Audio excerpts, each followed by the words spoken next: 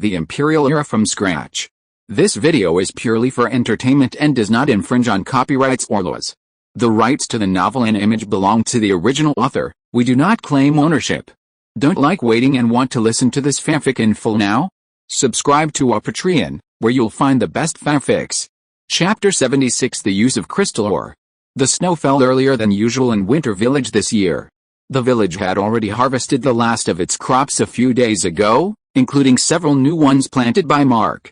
For the villagers of Winter Village, the next few months would be the most difficult.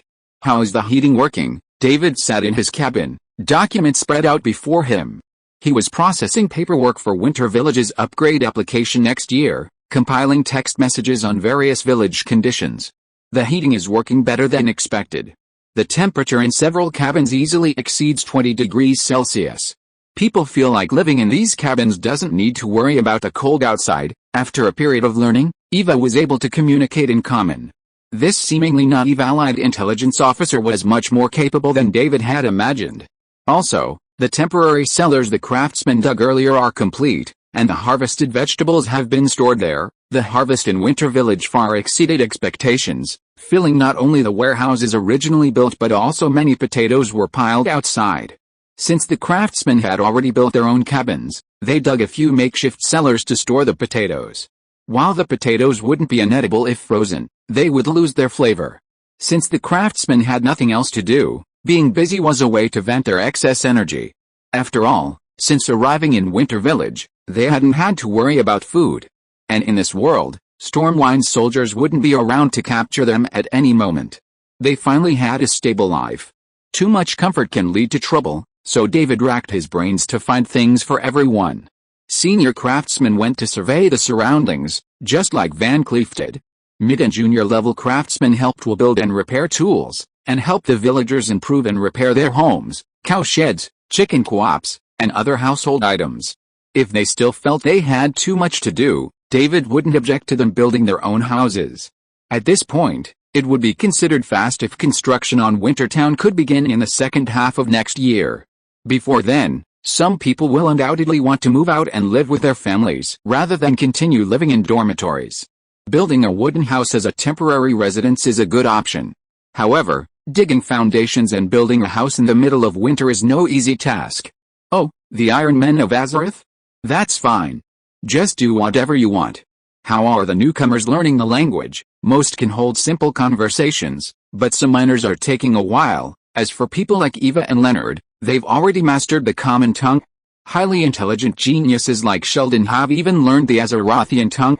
It looks like everything's on track. David was pleased. He glanced out the window. Outside, heavy snowflakes were falling, blanketing Winter Village in a blanket of white. What do you think? What do you think? What? Eva held a notebook in her hand, recording various developments and changes in Winter Village so David could easily refer to it whenever he asked. I think it's great. Peggy, Sharon, Laura, Mark, Jonah, they've all been so helpful. Now I feel so useless, like I can't do much. You've been a huge help. With a growing population came a host of trivial matters. David's daily rounds of the village, handling various small matters, left him with little time for personal cultivation. Now, with Eva's help, David not only had a thorough understanding of the village's situation but also could continue his cultivation. I just did what I could. That's good, really. David scribbled a few more words in his notebook, writing Eva McKenna's name after the name of the clerk. With Winter Village's upgrade to Wintertown, a comprehensive system of officials needed to be established. It wouldn't be possible to have just the village chief in name only as before. As for specific official positions, the Kingdom of Tiran didn't interfere in the internal affairs of the various lords. The names and personnel of officials were determined by the lords themselves. David hadn't originally decided on the specific positions or who would fill them. But after seeing Eva's performance, he felt she was perfectly qualified to serve as his secretary. For safety reasons, he wrote down the title of secretary, just as David was about to ask Eva if anyone in the village had recently expressed any concerns. There were several knocks on the wooden door. Come in, David invited. The door opened, and Laura walked in. Still sorting through the documents, almost done, David glanced at the clock on the table, a feature that had only appeared in Winter Village since Leonard and his companions arrived. After careful observation, testing, examination, and verification, several scientists concluded that this world also has a 24-hour day. Earth's clocks can be used directly, without the need for new, say, 30-hour clocks. David had previously assumed the time of day was similar to his previous life, but he couldn't be as certain as these people that it was the same on Earth. However, he was certain of one thing: this world's year lasts 400 days, while Winter Village's winter lasts over 150 days, referring to days with low temperatures and particularly cold weather. With the snow falling so early this year, it might last over 180 days. Where have you been? David noticed Laura was covered in snow, so she probably hadn't just come from her home. I just came from Will's place. I came to see you. Oh? What's going on with Will? David was stunned. He wondered what was going on there. Judging by Laura's expression, it couldn't be a bad thing. Come and see. He gathered the things in front of him and set them aside. He stood up, took the coat Laura offered, and together they left the cabin and headed for the blacksmith's shop. Will's blacksmith shop was spacious, but it seemed a bit crowded. David came over and realized that the several alien visitors from the village were all gathered there. Did Will rub his iron armor with his hands? David looked at the crowd. Even Leonard was there, and joked curiously, who solved the energy problem? Sheldon. He looked around and found that Sheldon was not there. Sheldon is still pestering Van Cleef, trying to learn how to sneak from him, Leonard answered David, but his eyes were still fixed on the front, not even turning his head. David curiously followed Leonard's gaze and found that everyone was looking at a few ordinary-looking weapons. Is this Will's new creation? Yes. Will, upon seeing David approach, immediately stopped talking to Mark. After greeting David, he pointed to the weapons on the table. By chance, Mark and I discovered a special use for the crystal ore, and we've been doing some tests. Will pointed to Mark beside him and held up the blue-purple column of crystal ore in his hand. David noticed that the crystal in Will's hand had become noticeably smaller. Oh, the crystal ore had been retrieved from the Martian base a few days ago. It had been confirmed to be harmless and contained energy. Beyond that, no other findings had been made. Leonard and Sheldon had suggested that it might be used as an energy source, and they wanted to research ways to efficiently harness its energy. Unexpectedly, before Leonard and Sheldon could offer any results, Will had made a new discovery. What kind of discovery? When forging weapons, add crystal ore powder. Will pulled out a swift sword, also known as a rapier, the weapon he had previously mastered forging and using. That's how it works. He winked at Mark, who immediately understood and moved a target with a metal plate hanging from the side to the open space. Then, he decisively stepped aside, leaving the stage to Will alone. No one interrupted him, watching silently as Will, sword raised, walked to the target with a metal plate hanging on it. Then, with a perfectly accurate sword strike, he thrust into the target's metal plate. Swish! An undeniable flash of light shone. Everyone clearly saw the swift sword glow as it made contact with the target. Then, like a fake paper, the metal plate was easily pierced by Will's sword. Wow, the onlookers exclaimed in amazement. Of course, they didn't think the metal plate was fake. And since Will specifically mentioned that the mineral powder was added when forging the weapon, everyone present understood what Will had discovered. It's not over yet. Will was very happy. He enjoyed the feeling of being noticed by everyone, and he finally showed his worth. Putting the swift sword aside, Will picked up the shield next to him and nodded to Laura. Laura, who had been standing next to him, took out the pistol she had prepared in advance, pointed it at the shield in Will's hand and emptied the magazine. The loud noise was still echoing, shaking everyone a little dizzy, but no one expressed dissatisfaction. Everyone's attention was focused on the shining shield, which had no trace left on it. David looked at the intact shield and the bullet that fell in front of Will, and realized the great value of the crystal ore. In addition to containing energy and perhaps being used as an energy source, it can also be used as a material to enhance the attack and defense of weapons and equipment. Good stuff. If Laura hadn't been next to him, he really wanted to kiss Eva, who had provided the crystal ore, and say, however, this use. StarCraft. Chapter 77 Dig a hole and bury some soil. Will's discovery was a pleasant surprise.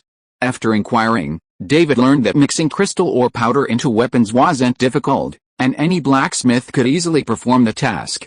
He could even directly use existing weapons to enhance them, with the final effect being similar to adding crystal ore powder during forging. After personally experiencing the swift sword, shield, and cross sword that Will had crafted, David immediately wanted to give everyone a set of these crystal ore-infused weapons.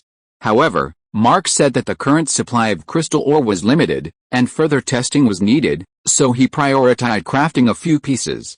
The village currently didn't have a true army. David, Fording, Peggy, and Sharon were primarily responsible for combat. Laura and Steve frequently returned to their own worlds, and sometimes couldn't attend to Winter Village. So, I think we should prepare your weapons first. That'll be enough for now. Indeed, let's do it. David thought for a moment and decided to prioritize crafting a set of weapons for Sharon. Peggy's shield was already strong enough, so there was no need to add crystal powder, and her shield couldn't be forged back in Winter Village. As for offensive weapons, how could guns be upgraded and strengthened with crystal powder? Could they be mixed with metal to create warheads? That would be both cumbersome and costly. Winter Village didn't have enough crystal ore to cause such a scourge. There were only 2 pieces, and they had to figure out how to more efficiently utilize the energy contained within. Maybe we won't have to worry about running out of crystal ore after all. David remembered how the 2 pieces of crystal ore had grown from the soil. That spherical crystal, whose purpose Mark couldn't figure out, might be the key to growing this strange mineral. Mark had actually suspected the same thing, but he hadn't had time to actually test it. Where are you going to plant this thing? Just plant it where it was originally. That should be the safest. So, after touring Will's discovery and having Will help Sharon prioritize crafting a suitable crystal weapon, everyone moved to the back of David's cabin. It'd be best to cover it up. David surveyed the land, wondering if he should build a small shed or something. Just like he'd hidden the weasel chariot, cover the crystal mine? What if this mineral needs solar energy to grow? Mark posed a question, leaving Leonard, David, and the others perplexed. Then bury it in the soil first. Once we're sure the crystal can grow, we can then use a shed to see how it works. David quickly offered a compromise. Since they couldn't think of a more reliable solution, they followed his advice. David immediately wielded his shovel and dug a 1-meter deep pit where the crystal mine had been found. He placed the spherical crystal in it and covered it with soil. As everyone watched David bury the mineral, they suddenly felt something strange about the scene. Can this thing really grow that kind of mineral? Eva felt that these things clashed sharply with the worldview she had cultivated over the years. Even after experiencing the miraculous experience of traveling to another world, she still couldn't understand how minerals could be grown. I don't know, let's try it. David was confident in his cheat code. Although there were no manuals or explanations, he felt his judgment was absolutely correct. Standing behind the cabin, braving the wind and snow, everyone watched the buried spherical crystal for a while, waiting for a long time without seeing any reaction. Are we going to wait here forever? Leonard was the first to lose patience. He usually lived in Los Angeles, where temperatures were comfortable year-round. Winter Village had been experiencing months of freezing temperatures, surrounded by an unprotected plain. The sharp wind blew against his body, mixed with snowflakes that seeped through the crevices of his clothes. The sharpness of the wind, weaker than even an average person's, nearly brought Leonard to his knees. I mean, we could go stay in a warm room first and come back in a few hours to check. Yeah, good idea. Let's go to the cafeteria. The cafeteria was spacious enough, and since David had remembered the magical radiator, he'd installed it with the most radiators. Plus, there were the delicious food Jonah had prepared. These days, the people of Winter Village loved to spend time in the cafeteria when they had nothing to do. Even if they didn't eat, just sitting there and chatting was a nice option. A group of people poured into the cafeteria again. The bustling atmosphere inside already reminded them of a bustling restaurant or tavern back in the day. Jonah stayed behind the bar, chatting with the others. As Winter Village's population grew, the cafeteria staff increased, with some artisans' families helping out. This freed Jonah from having to handle all the cooking, serving, dishwashing, and cleaning. Seeing David and his group enter, everyone in the cafeteria greeted him. The former stonemasons were deeply grateful for the village chief who had offered them a new life. At least after their time here, no one expressed any longing for their time in the Brotherhood. They found an empty table, and Jonah, fittingly, approached to personally entertain the group. In fact, the villagers of Winter Village viewed those around David as the village's upper echelons, and they treated them with respect. After all, whether it was the farmers Maroney had given to David, the serfs Elizabeth had sent, or the stonemasons, they all lived in a world of strict hierarchy. No one considered David and his group's privileges wrong. What would you like to eat? Jonah looked at the snow covering the group. realizing they'd been outside for quite some time. I recommend stew, it might help you warm up faster. Stew is fine. David wasn't picky about food. If you were, he wouldn't have survived this long. Since Jonah arrived in Winter Village, he no longer had to worry about what to eat. He just let Jonah decide, and he always came up with something new, and it always tasted delicious. Just a moment, the hot stew will be ready soon. Jonah asked if anyone else needed anything else, then went back to the kitchen.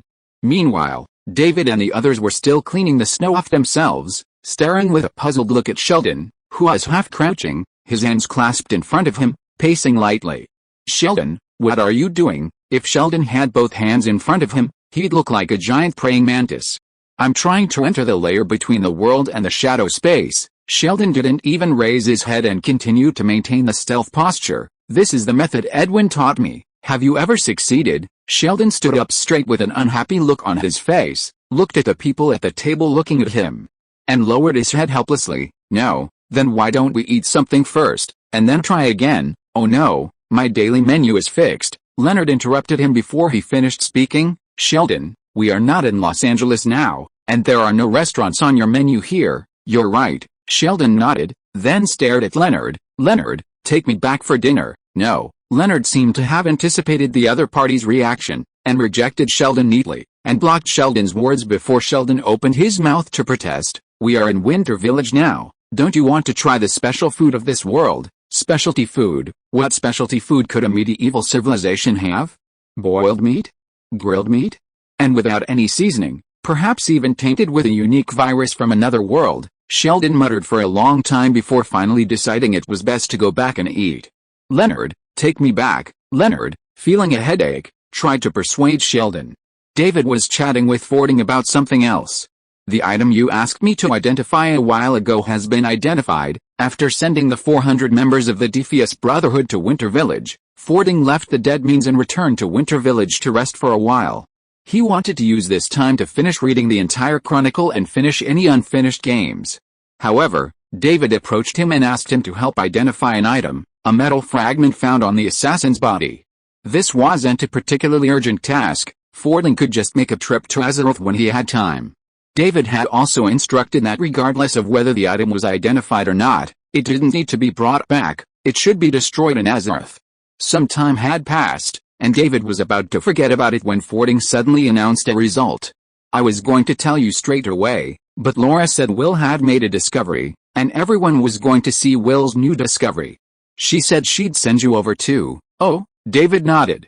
This wasn't urgent to begin with. A delay of half a day or a day wouldn't be a big deal. He was now more curious about the results.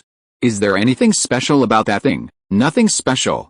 It contains a very small amount of energy, and it has only one function." "What function?" "A form of identification." Fording paused, then added, "Because there's no proper identification method, that's all we can tell." "I see." David nodded, which then gave him another thought. "Does this mean this assassin is organized?" "Yes, otherwise there'd be no need for such methods." "From what organization?" "Was it the so-called temple?" David pondered for a moment, realizing that the information he had was still too limited to make a definitive conclusion. "I need to gather all the information I can about this temple." Chapter 78 Counting 1 2 3 4 5. David didn't continue discussing the temple with Fording. After all, that wasn't a pressing matter. Instead, he asked Fording how much of the chronicles he had read and how his games were faring. "I finished the entire Warcraft campaign, and combined with the information in the chronicles, I already know what's going to happen next." Fording sighed. He hadn't known until he saw it, and it was shocking. He hadn't imagined his world was so ravaged by the calamities it faced. The impending scourge was just the beginning. Compared to the previous war with the orcs, it was nothing. "Have you decided what to do next?" "I've considered many options, but Lordaeron doesn't have much room for maneuver," Fording briefly explained, and David finally understood the situation. Less than a year remained until the scourge broke out in Lordaeron. Arthas massacred Stratholme, traveled to Northrend, returned with Frostmourne, and stabbed the old king to death, leading the scourge across the northern reaches of the eastern kingdoms. The Burning Legion, the Lich King Ner'zhul, the Dreadlords, all the forces had already made their various arrangements.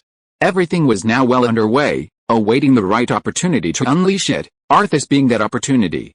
It was now impossible for Fordring to extinguish these crises at their source.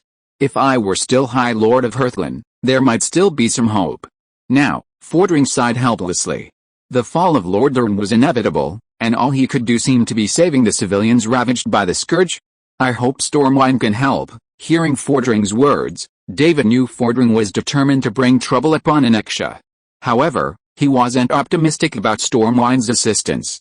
Perhaps King Varian would be willing to help, but the Stormwind nobles, Varian might be a hero, but was he truly a good king? It was a difficult question to answer. If the villagers in the cafeteria were to answer, Varian would simply be labeled a tyrant. Besides that, the only solution I can think of is returning to Hearthland. Although Fordring had been stripped of his title as High Lord of Hearthland and exiled from his territory, Fordring's popularity made it easy for him to return and rally his forces to regain control of Hearthland when the kingdom of Lord Durin was in dire straits. Furthermore, if word of Fordring's return spread, the Paladins of the Silver Hand, defeated by the Scourge, would have a clear target to turn to, potentially preventing a subsequent split. With such a formidable military force, commanded by Fordring, one of the original 5 great Paladins, Hearthland would undoubtedly become a thorn in the Scourge's side. This would prevent Hearthland from becoming a crucial base for the Scarlet Crusade, as it had been in history, where Arthas would dispatch his men to engage in casual attacks, suppress the remnants of the Silver Hand, and then abandon them. Arthas would undoubtedly devote all his might to eliminating this threat, and only then could he confidently continue his offensive against Quel'Thalas. This way, perhaps we could prevent the destruction of Silver Moon City and the Sunwell. Fordring wasn't sure if his plan would work, but he had to try. Hearthland was his domain, where his wife and son lived. Could he just stand by and do nothing as the Scourge raged? As a High Lord, a husband, and a father, he had to do something. David could only offer his support. Remember, Winterfell will have your back. He didn't say anything about rushing to Winterfell unless the situation was truly dire. Fordring was no fool. He knew when to retreat. I'm confident in my next move, because I know you'll fully support me. Fordring patted David's frail shoulder. Although they hadn't spent much time together, he trusted David to offer all the help he could if he asked. Furthermore, the existence of Winterfell gave him the confidence to return. Even if he couldn't hold Hearthland, as long as he could gather enough civilians and rescue more Knights of the Silver Hand, his journey wouldn't be a failure. At worst, he could bring everyone to Winterfell before the city fell. There were people. There were Paladins. Lord Durin had preserved its seeds, leaving new hope for the future. If he was lucky enough, perhaps he could even preserve the royal bloodline of Lord Durin, thus preventing the kingdom's complete destruction. David didn't know Fordring's current thoughts, but he could at least guess. Anyone who had read the Chronicles and was familiar with the Warcraft storyline would have thought so. Considering Fordring's identity, he couldn't have ignored the royal bloodline that had unexpectedly survived the Scourge invasion, Kalia Menethil, Arthas Menethil's sister. By the way, if possible, I'd like to get more weapons. This wasn't addressed to David, but to Laura beside him. Everyone remained silent while Fordring and David spoke, even Jonah, who didn't interrupt them when he brought the stew.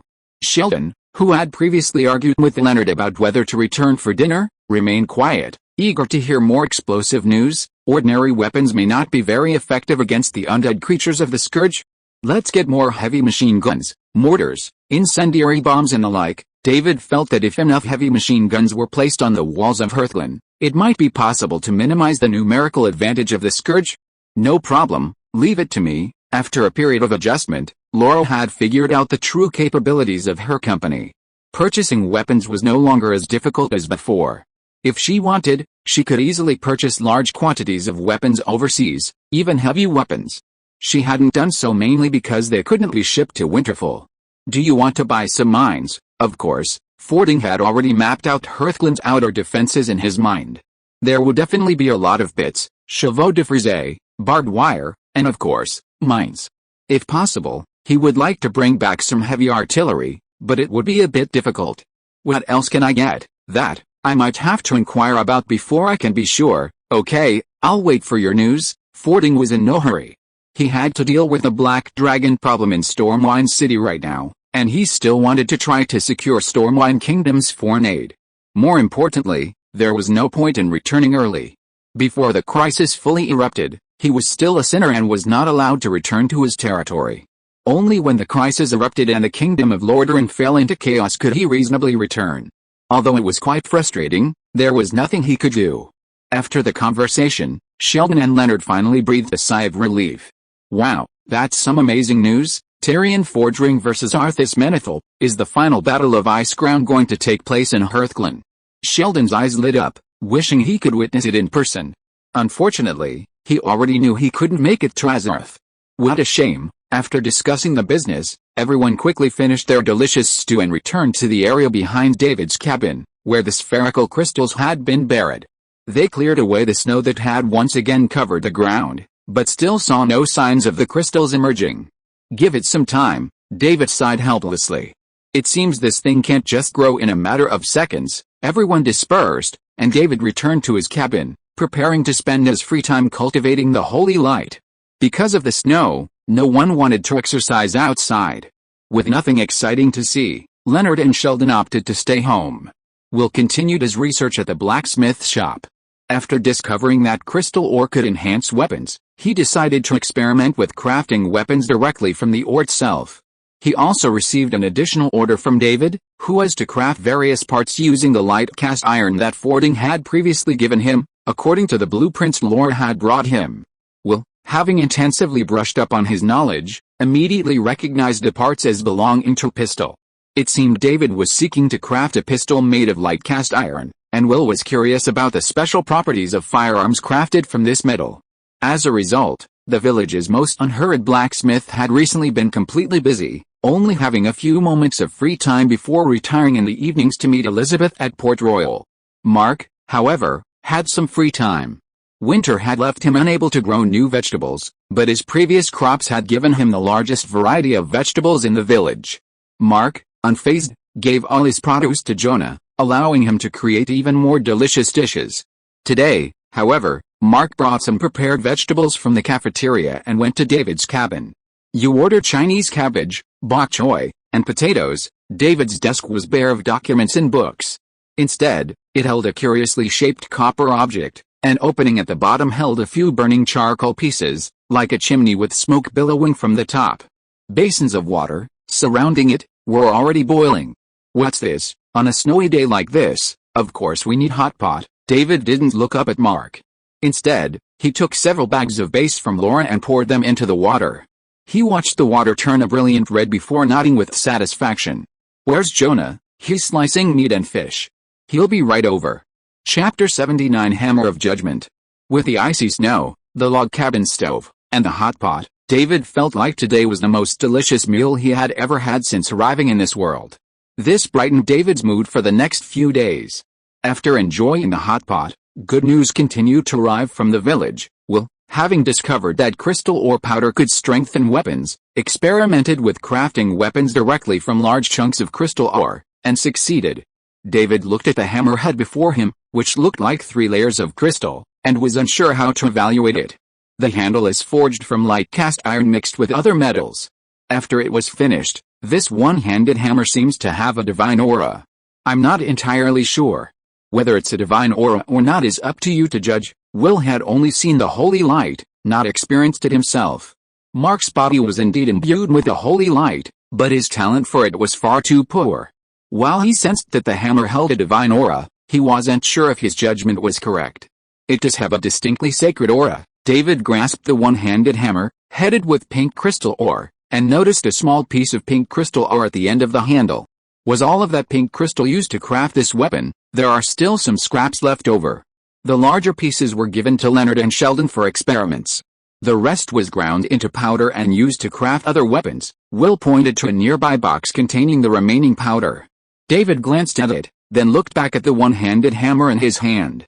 The hammer was not large, and the handle was not long, suitable for single-handed use. But, with a hammerhead made of this crystal ore, can it really be used to hit someone? Trust me, it's much more powerful than you think. Will was confident in his work. After successfully crafting the weapon, he briefly tested it himself and found that it was much more powerful than weapons mixed with crystal ore powder. It was the most powerful weapon he had ever created. I see. David swung the hammer vigorously a few times. He didn't use it to strike any target, but the moment he saw the golden glow it emitted as it swung, He understood why it was so powerful. This weapon, crafted from crystal ore, releases intense energy when wielded. This means that the weapon doesn't attack with the crystal ore itself, but rather with the energy contained within it. Furthermore, David discovered a shift in the nature of the hammer's energy. After the handle was crafted from light cast iron and connected to the crystal ore, the energy within the ore shifted from pure energy to holy light, resonating with David's own holy light. This, in turn, gave David, possessing the holy light, even greater power when wielding the weapon. This isn't just a weapon, it's a spellcasting tool. It's unclear what other functions this hammer has, but even its ability to aid and enhance holy light spells alone makes it highly valuable. I've had that feeling before, but I worried it wasn't accurate. Now that you've said it, I'm certain. Using the crystal ore directly to craft weapons and equipment is the right approach. Mark and Will, who was standing beside him, high-fived to celebrate their success. Will had initially worried about wasting a large chunk of crystal ore, but now that he'd achieved something, he could finally breathe a sigh of relief. It's a special weapon after all. Should we give it a name? At Mark's suggestion, Will shook his head. Let David come up with a name. This weapon is so closely connected to the holy light, and I don't know what would be appropriate. Let me name it. David glanced at the hammer in his hand, noting its resemblance to a piece of equipment he was very familiar with. Let's call it the Hammer of Judgment. After swinging it a few more times, David felt the hammer was quite handy. Perhaps it would replace his axe as his personal weapon. However, he couldn't just throw it like a throwing axe, could he? It wasn't that the hammer wouldn't do much damage, but it was such a precious weapon that he couldn't just throw it like an ordinary axe without feeling any regret. What if he couldn't get it back? Hanging the hammer around his waist, David realized that to carry the Hammer of Judgment around, he'd need a belt strap or some sort of dedicated storage device. I've always felt like I was missing something, and it turns out it's a storage device. Unfortunately, such storage devices aren't readily available. Even in the world of Azeroth, storage equipment is rare, even without the gameplay factor. David then looked at the lance Will had crafted for Sharon. It was a weapon similar to Knight's lance, and Will said it was crafted according to Sharon's description. Meanwhile, the shield Sharon had requested wasn't the round shield her parents used, but rather something more like an inverted triangle. David also saw the gun parts he'd asked Will to make. Since they were handcrafted, with strict specifications for each component, the process couldn't be completed quickly, and only a small portion had been completed. The gun you requested will probably take longer to complete. That's okay, I'm not in a rush. David had Laura hire a specialized firearms designer to design the gun to his specifications. He then procured a batch of raw materials and handed them, along with the light cast iron, to Will for his crafting. This was a weapon David had come up with on a whim. Whether it would be built, or how effective it would be, was unknown. Normally, this wouldn't be necessary, but now that there were more important matters to attend to, this task would have to take a lower priority. By the way, if all goes well, you'll need to craft a weapon similar to the Hammer of Judgment for Tiran next. Fordring would soon face not only a fierce battle with the Black Dragon Princess, but also a return to Lordaeron to battle the Scourge. He was the one who needed new weapons and armor the most. There's not much crystal ore left. Will frowned. Crafting this kind of weapon wasn't difficult, it just involved the raw materials. A large enough crystal ore was needed. Could it be? Yes, I just checked before I came over. More crystal ore has broken through the ground. Compared to the first time he'd watched the crystal ore break through the ground and grow, this time the growth was much slower. At the current rate, it would take several days to obtain a large enough crystal ore to craft a heavy weapon for fording. As long as we have the materials, it can be done quickly. Does Tiran have any requirements for the type of weapons? Will emphasizes, I haven't yet studied how to use crystal ore to make swords. Make a two-handed hammer. 10 out of 10 of these paladins of Azeroth are good at making two-handed hammers. When you don't know what to use it for, just give them a two-handed hammer, and there is no need to worry that they won't know how to use it. Is cast iron enough? If you just make the handle of the two-handed hammer, and combine it with other metals, it will definitely be enough. When David came out of Will's blacksmith shop, he was blown by a gust of cold wind. Although his physique had become much stronger, David didn't feel particularly cold, but he still habitually tightened the heavy cloak on his body.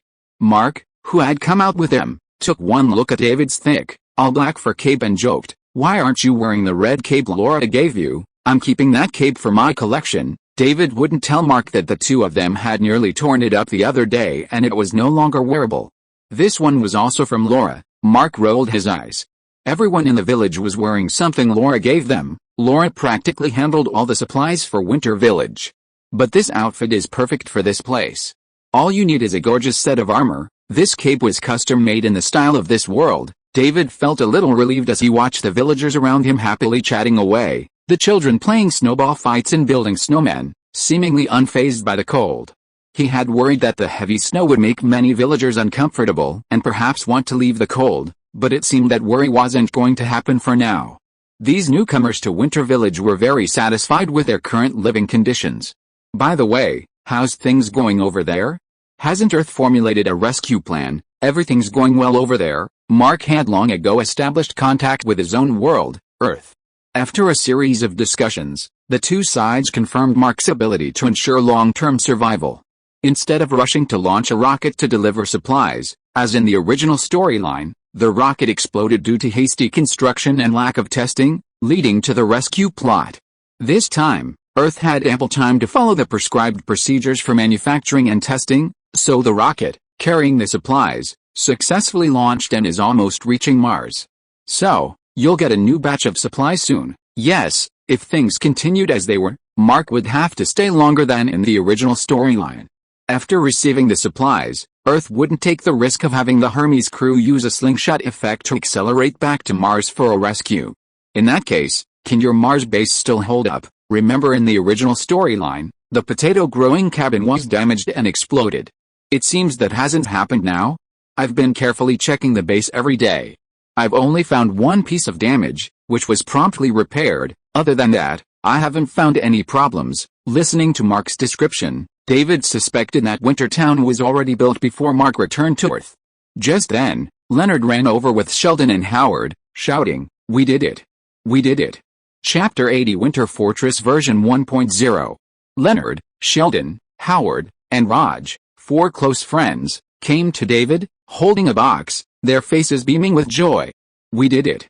Look!" David looked at the group, all wearing thin coats, and without rushing to look at what Leonard was holding, he beckoned them to the cafeteria. "Come in first. You'll catch a cold if you talk here." I think David's right. With no women around, Raj could speak normally. He was also the first to notice the chilly temperature. After all, he came from a very hot country and now lived in a place where it was spring all year round. "One more minute and I'll be an ice sculpture, forever etched in this land. If that happens, you might become a landmark of Winter Village." Howard, shivering, made a frozen pose before rushing into the cafeteria, hugging his shoulders. David and Mark were the last to follow them into the cafeteria. The four men had already taken their seats at the bar, asking Jonah for hot soup or drinks. David didn't rush them. He waited until several people drank the hot drinks and warmed up before asking, "Have you figured out how to use the energy in the crystal ore?" "Yes." Howard brought a box that Leonard had been holding to David and opened the lid so that David could see what was inside. "It's actually very simple, not as complicated as we thought before." David looked down. There were some very simple circuits in the box, and a light bulb at the end. Anyone who has been to elementary school has seen this thing, or even made it by hand. As soon as this thing was revealed, David understood what Howard wanted to express. "You mean, the crystal ore can be used as a battery?" Oh, Howard took out a very small piece of crystal ore, put it into the special card slot, connected the switch that was originally disconnected, and the light bulb really lit up. "Durable and stable, it's so simple." "How did you find this out?" David just asked casually, but he didn't expect that this question would make the pride on Howard's face disappear quickly.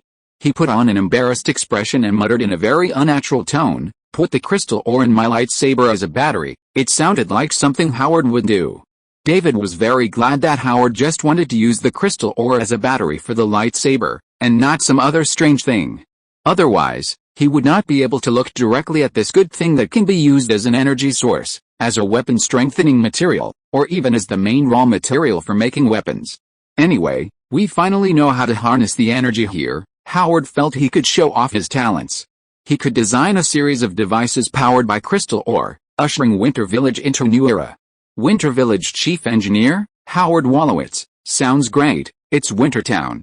If David's willing, we can just change it to Winter City." Everyone turned their heads towards the voice and noticed Edwin Van Cleef, who was eating with his child nearby. Judging by the food in front of them, Van Cleef must have been sitting there for quite a while. "Edwin, David," the two nodded and greeted each other.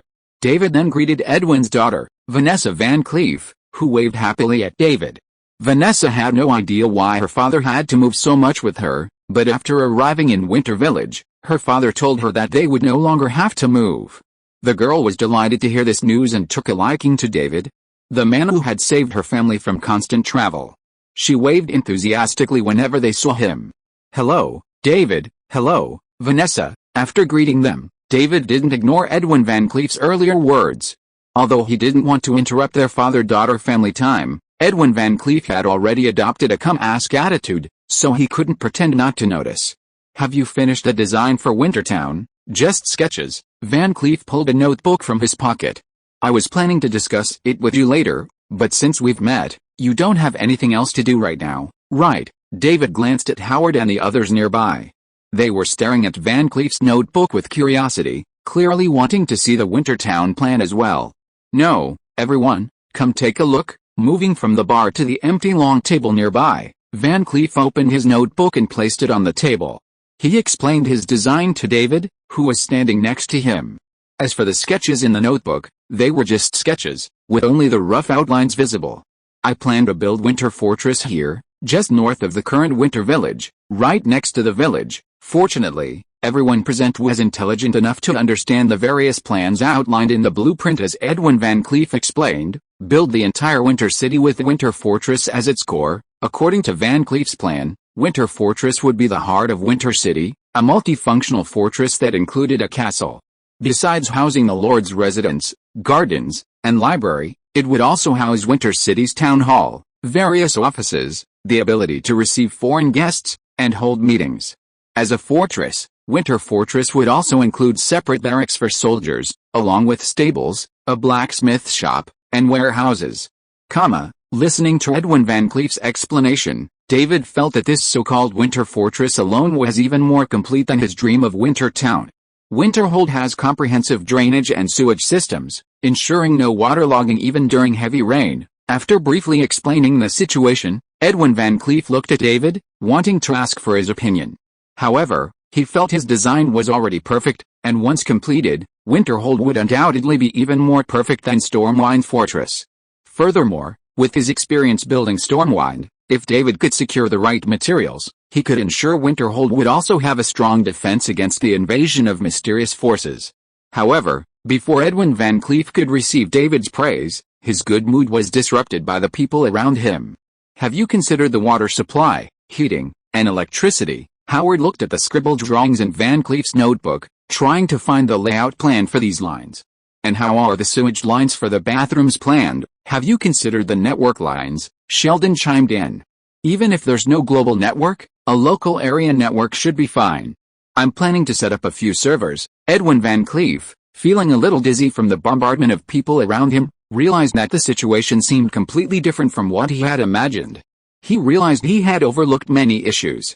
He had already seen the water supply and heating systems, but he didn't think they conflicted with his design.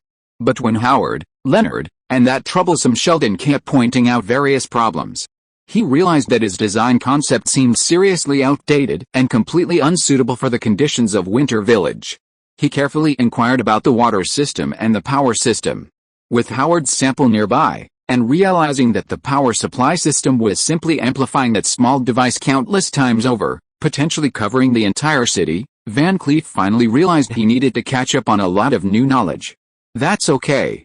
Winters in Winterville are long anyway, plenty of time for you to make all the necessary preparations." David had no complaints about Van Cleef's design, the only flaws were those mentioned by Leonard and the others.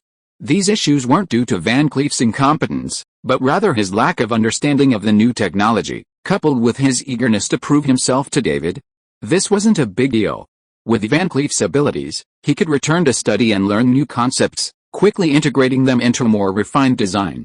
"Sheldon, I'm afraid I'll have to trouble you to teach me some new things for the next while." Van Cleef glanced at Sheldon, who always pestered him with all sorts of annoying questions. "In return, I'll teach you how to be a true assassin." "Really? Great." "Oh, bad choice. That's incredibly unwise. I can already sense what's going to happen next." Leonard, Howard, and Raj looked at Edwin Van Cleef with expressions that said, "You're in big trouble." Edwin Van Cleef knew Sheldon was annoying, but he didn't take it too seriously. After deciding to teach Sheldon how to be a true assassin and learn some modern knowledge from him tomorrow, Edwin left with his daughter. "How long do you think Sheldon can survive?" Edwin Van Cleef. Howard waited until the father and daughter left the cafeteria and immediately started a bet. "I think 1 day at most, 3 hours, Raj said, giving a new unit. Finally, the two of them looked at Leonard together. "That's the leader of the Defias Brotherhood, the final boss of the Dead Means, and Sheldon Cooper. Sheldon will definitely not survive for more than half an hour." Sheldon looked at these people unhappily. When he was about to say something, he heard David reminding them, "No matter what, Edwin will not kill Sheldon." But as an excellent assassin, Edwin should know how to use poison to teach Sheldon a lesson without really hurting him. After hearing David's words, the other three thought for a few seconds and nodded in agreement. Chapter 81. The news brought back by Addis. Thousands of miles of frozen ice, thousands of miles of drifting snow. David stood at the village entrance, gazing at the endless snowy landscape. He began to recite a poem, but after the beginning, he lost his voice. What's the next line? Although his mental power had greatly increased, the long unused knowledge was like items piled in the back corner of a warehouse, taking time to recall. Before he could finish his thought, a small figure had stepped forward. It was the veteran hunter Addis, who had been away for some time. David stood there precisely because he saw Addis return and greeted him. "You're back. Well, this trip took a while," and Addis tightened his heavy cloak. "I'm a little unprepared for the winter in this area." Gathering information in Iron Tree Keep was arduous, but it didn't faze the veteran hunter. Besides gathering much information through his connections within the fort, he also found his elf friend and gained even more intelligence from him. Due to their long-standing war with humans, the elves of the Ironwood Forest were diligently gathering every bit of information they could. They couldn't share all of this information with Addis, but some details were circumstantial. After compiling this information and confirming he could gather no more, Addis decided to return to Winter Village before the weather got too cold. However, he underestimated the horrors of winter on the northern plains. While winter had only just arrived in Ironwood Keep, this side had already transformed into a vast expanse of white snow. The open terrain offered no obstacles, allowing Addis to fully experience the piercing cold of the wind. In these conditions, walking back to Winter Village was impossible. He turned back to Ironwood Keep, bought enough winter clothing and more food, and finally set out on his journey back to Winter Village. "But I've only been away for a few months, haven't I?" Addis gazed at the bustling Winter Village, wondering if he'd taken the wrong direction and ended up somewhere else. He'd only been away for so long, yet there were so many more people. David led Addis to the cafeteria, briefly explaining recent events. Upon hearing that Forgering had recruited 400 men, all craftsmen and their families, the old hunter's expression was incredibly captivating. He finally let out a long-held question. Tyrion Fordring, he must come from a very powerful family, right? Indeed, David thought. As Lord of Hearthglen in Lordaeron, Fordring was considered one of the most powerful nobles in Lordaeron. Add to that his accolades as one of the leaders of the Knights of the Silver Hand and one of the first Paladins, and the Fordring family undoubtedly stood at the top of the human race in Azarth. Then why did he come here? Addis couldn't understand. If the Fordring family was truly so powerful, why would Tyrion come to the remote Winterfell? Why was he willing to help David? Because of something, Tyrion was exiled. Oh, Addis didn't ask too much. He knew exile wasn't a good thing, so it was no wonder Fordring chose to live in a remote place like Winterfell. The two men quickly arrived at the cafeteria. Pushing open the door and stepping inside, warm air washed over Addis's face, instantly bringing it to life. "It's so hot." Glancing around, he saw quite a few people sitting in the vast cafeteria. Everyone greeted David warmly upon entering. Addis stood at the doorway for a moment, observing the newcomer's deep respect for David as the village chief.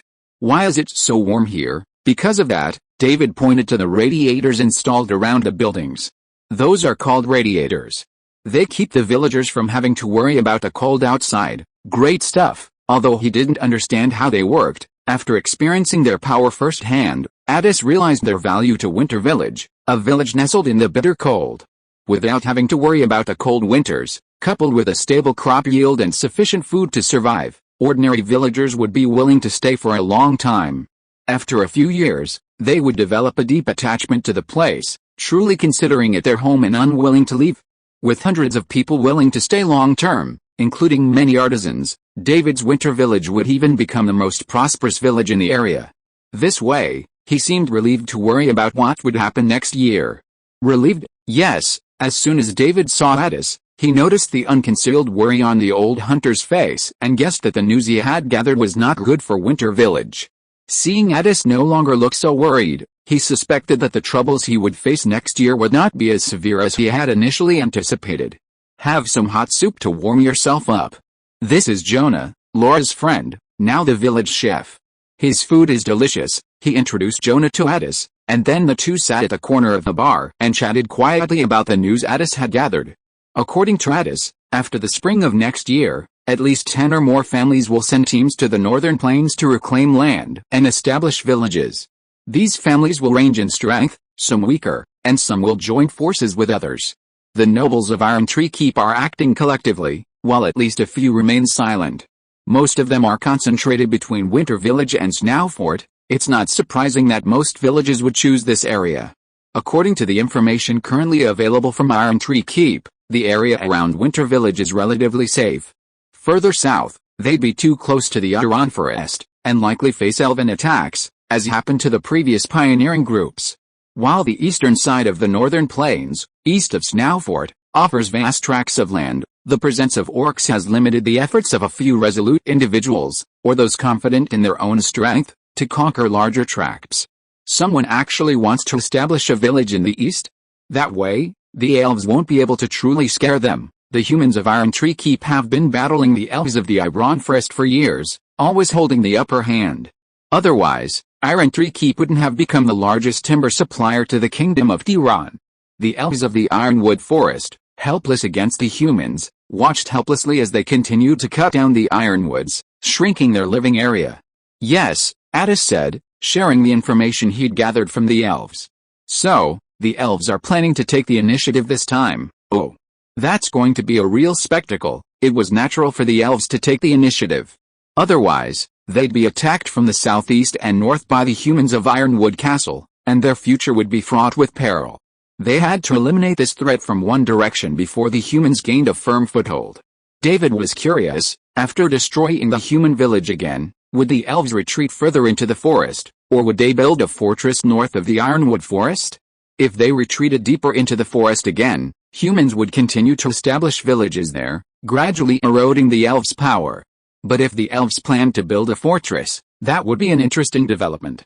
Would the entire northern plains become a chaotic, multi-pronged conflict between three races?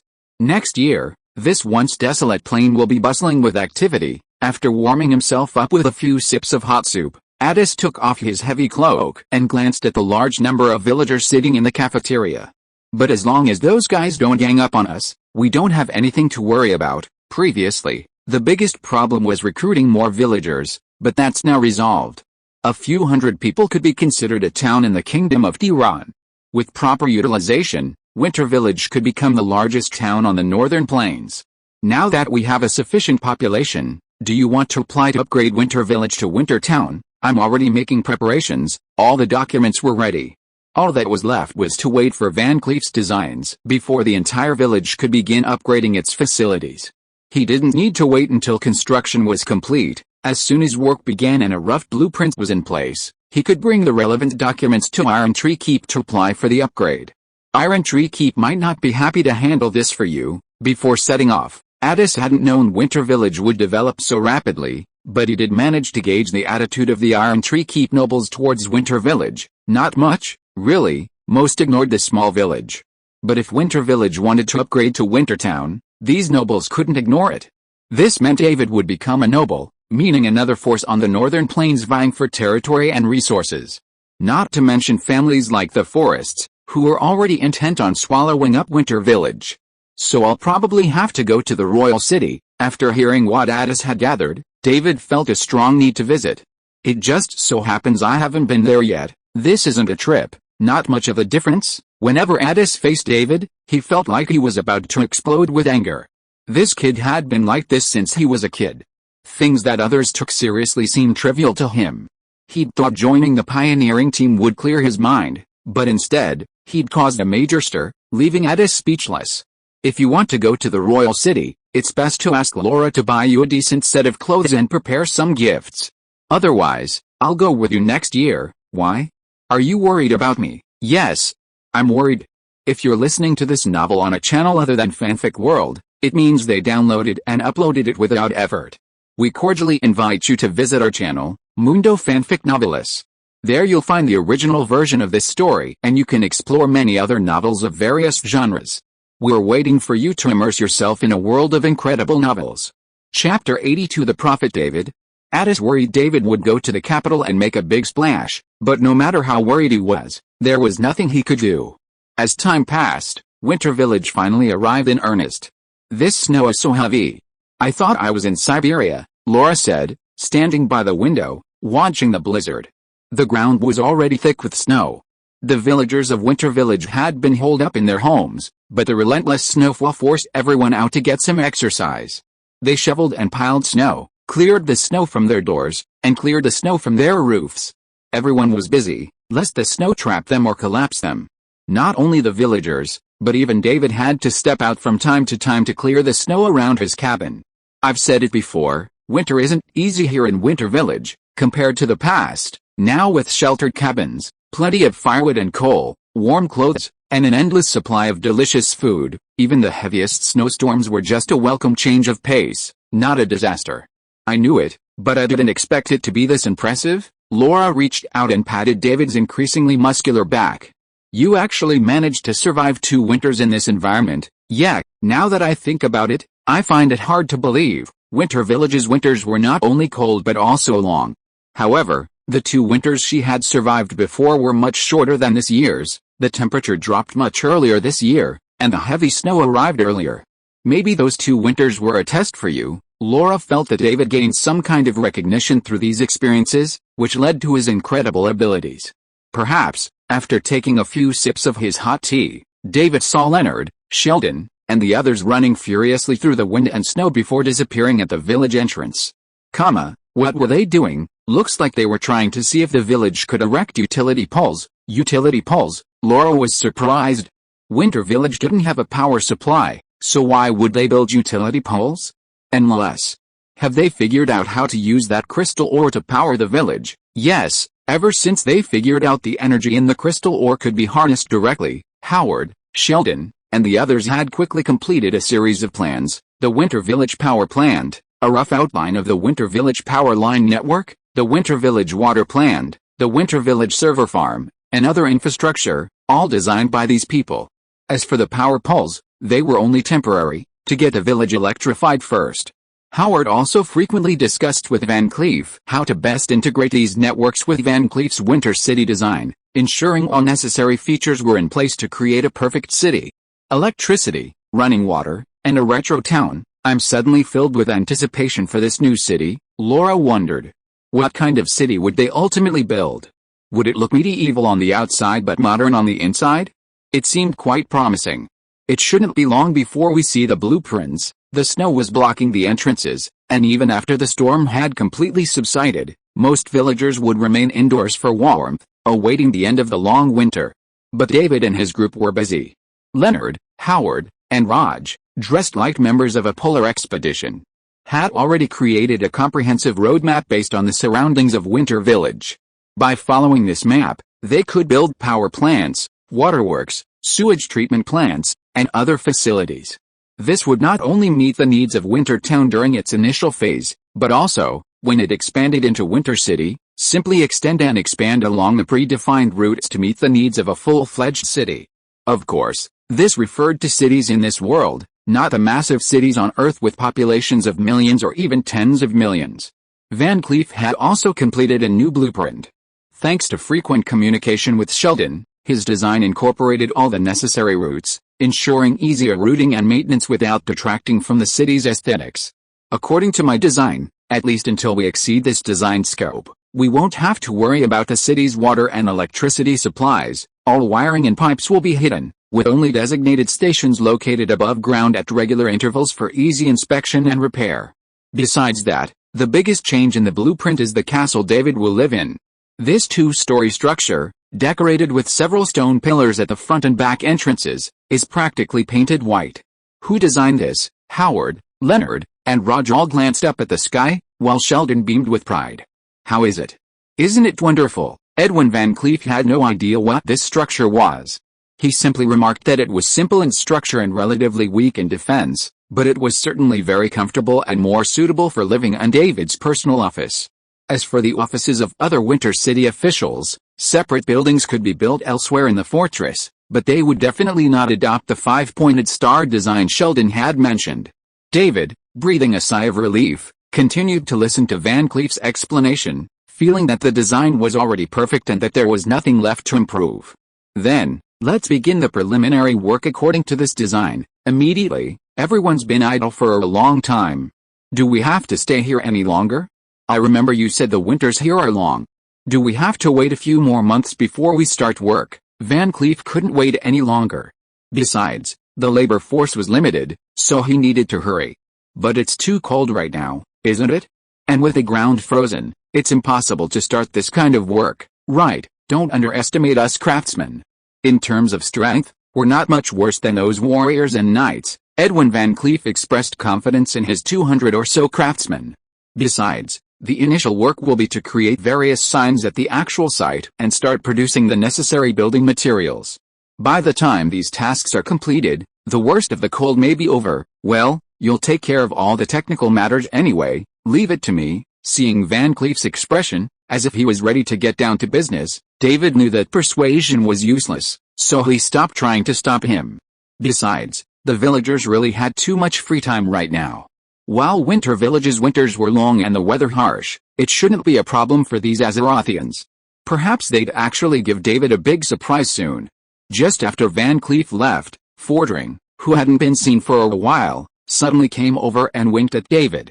David understood. Donning his clothes in a thick cloak, he and Fordring left the crowded dining hall and emerged into the snow-covered outdoors.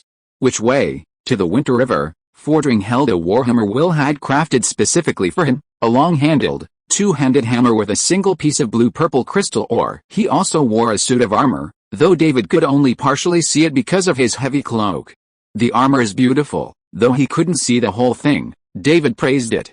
Was it a gift from Varian? Yes. Several months had passed since Van Cleef and the Brotherhood's artisans arrived at Winterfell.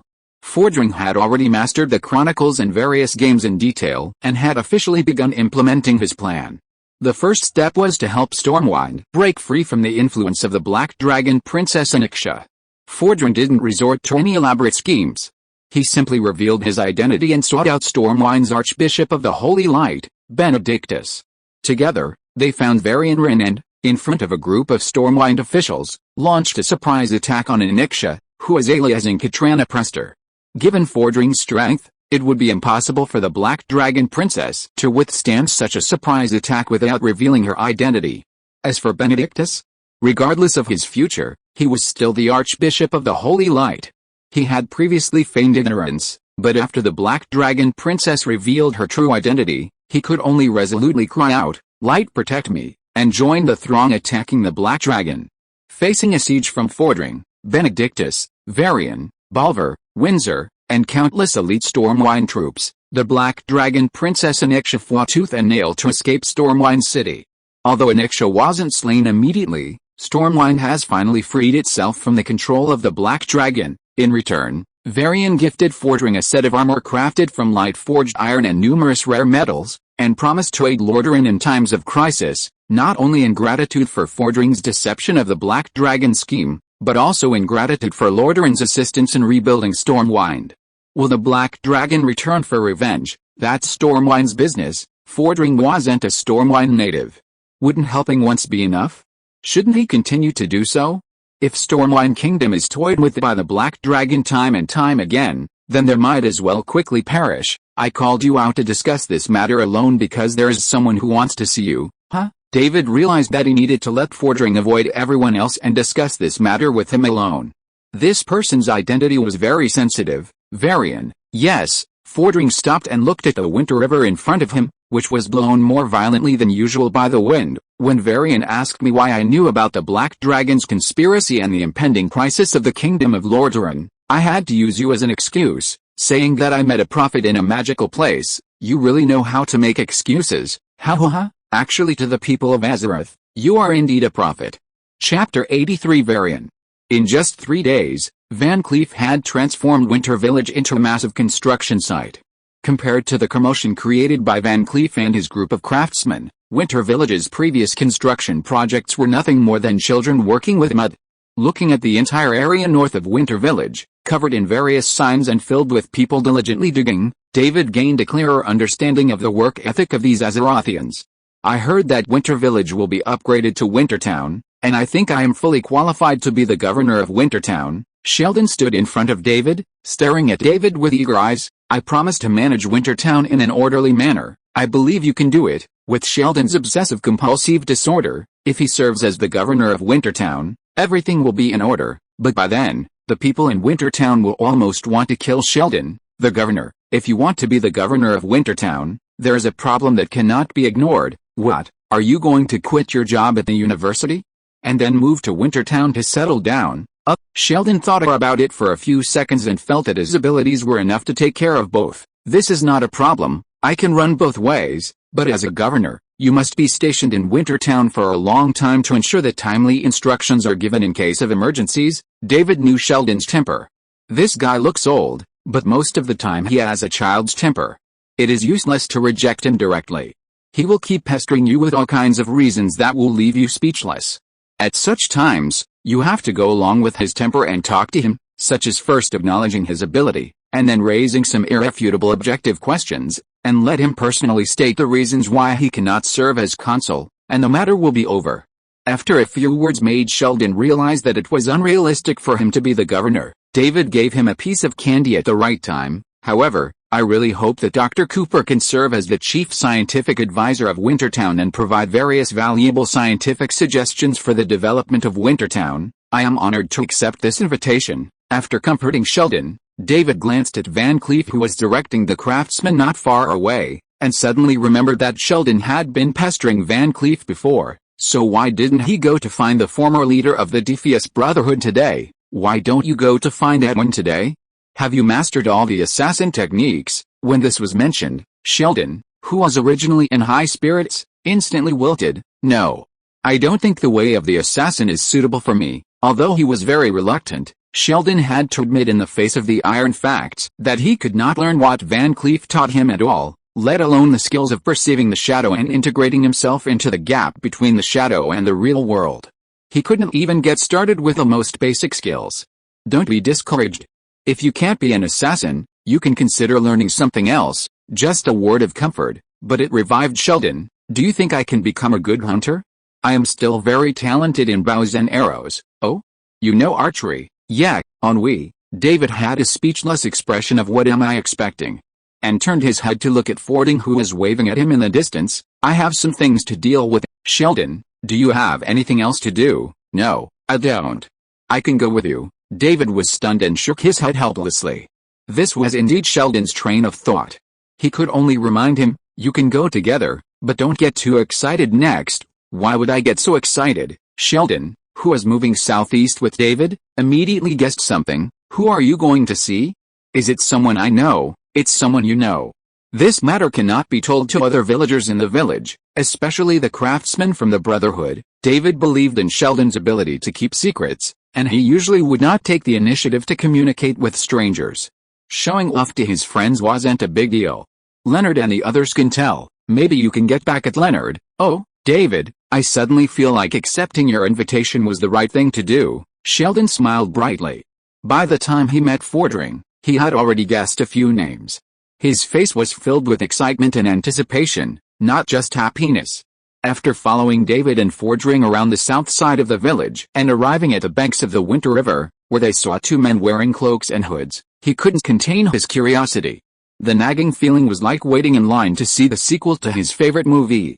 King Varian Rin of Stormwind. One of the men lifted his hood to reveal his true appearance.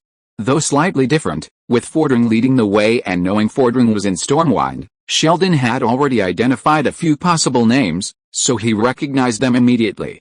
Furthermore, Varian's appearance was very recognizable. Is this the prophet you spoke of? Varian looked at Sheldon, tall and thin, dressed in strange, heavy clothing. He found the young man strange, completely unlike the prophet he had imagined. "No, this is David, the prophet your majesty and I spoke of." Fording had known Sheldon for a while and knew him well. While he was a bit peculiar, he was actually a good person. "This is Sheldon Cooper, greetings, respected prophet." Varian remained respectful of David, though his own men objected when Fording confirmed his willingness to meet him.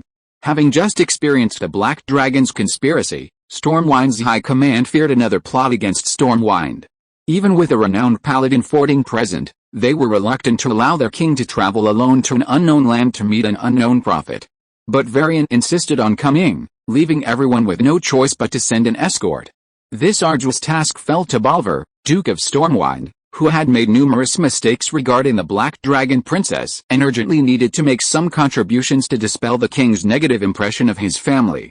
He was also a formidable figure in his own right. This journey to unknown lands to meet with a prophet of unknown origin was driven by the paladin's powerful protection and healing abilities, so Balver Fordrigan, Stormwind's most formidable paladin, was chosen. "A pleasure to meet you, your majesty, the king of Stormwind." David offered a slight nod. He wasn't a subject of Stormwind, not even from Azeroth, and this was a meeting between them as equals, so there was no need for a formal greeting. Fordring then introduced David to Balver Fordrigan, who was standing nearby.